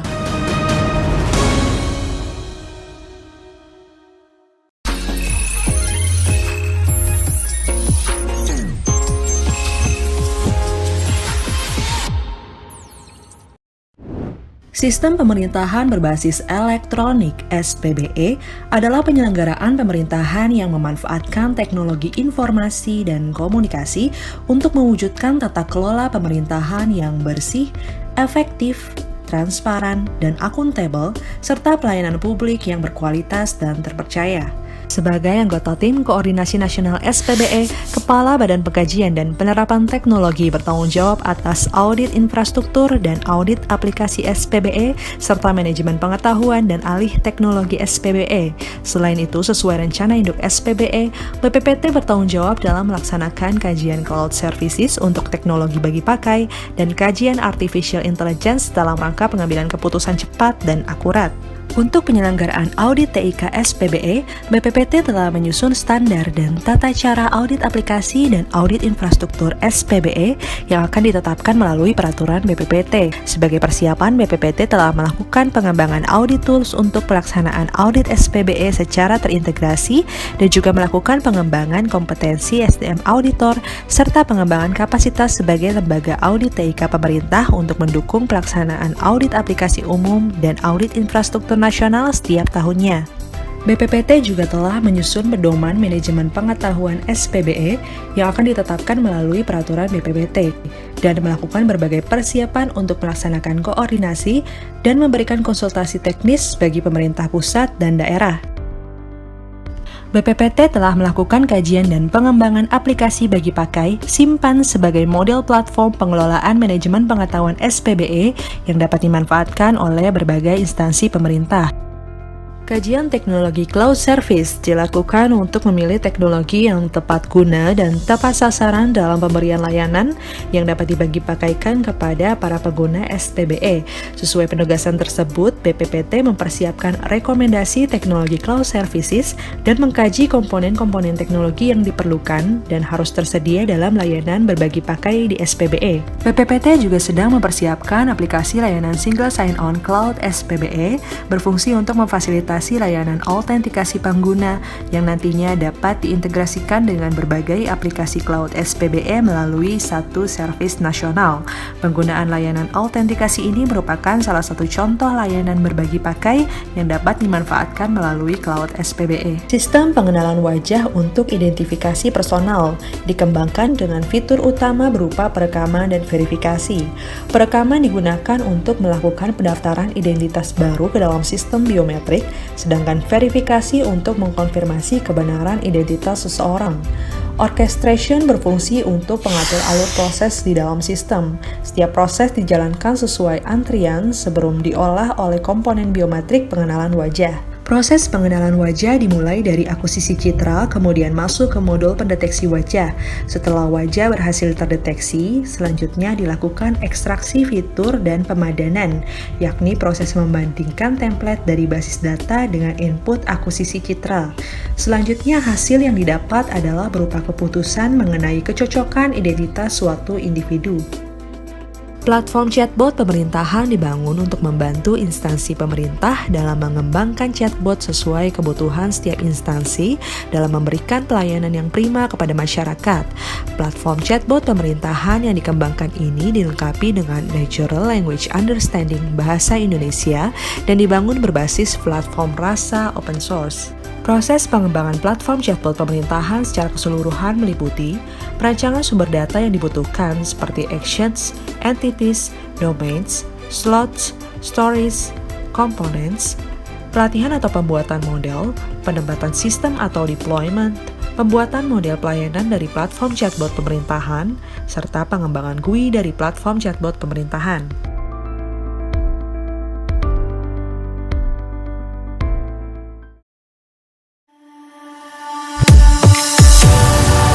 Gerakan Kota Probolinggo menuju Smart City. Kota Probolinggo merupakan jalur transit utama perhubungan darat menuju Surabaya, Bali, dan sebaliknya.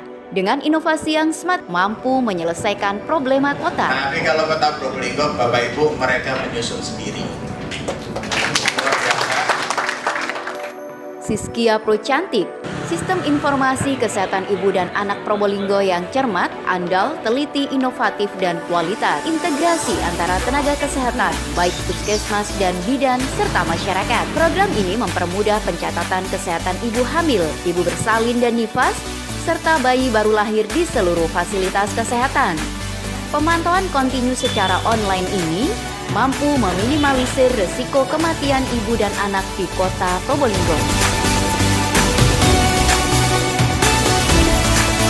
Berbagai upaya dilakukan untuk memberikan pelayanan publik yang efektif, efisien, dan transparan.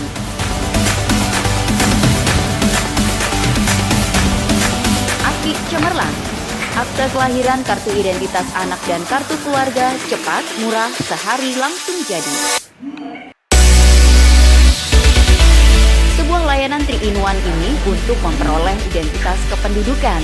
Setiap ibu hamil yang melakukan persalinan, maka sebelum keluar dari fasilitas kesehatan tempatnya bersalin, sudah bisa entry data secara online. Untuk memperoleh 3 dokumen sekaligus, yaitu akte kelahiran, kartu identitas anak, dan kartu keluarga.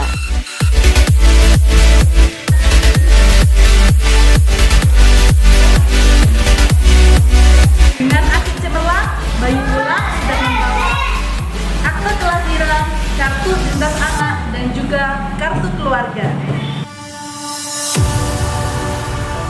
Diskotik, digital school dengan teknologi informasi dan komunikasi. Program inovasi mutu pendidikan secara mobile ini mempermudah orang tua dalam memantau perkembangan anaknya dari berbagai sisi, mulai absensi kehadiran, materi pembelajaran, serta melihat nilai rapot secara online. Gerakan menuju Smart City menjadi komitmen dari kepala daerah dalam mewujudkannya, yang didukung oleh berbagai pemikiran smart dari masyarakat dan para stakeholder.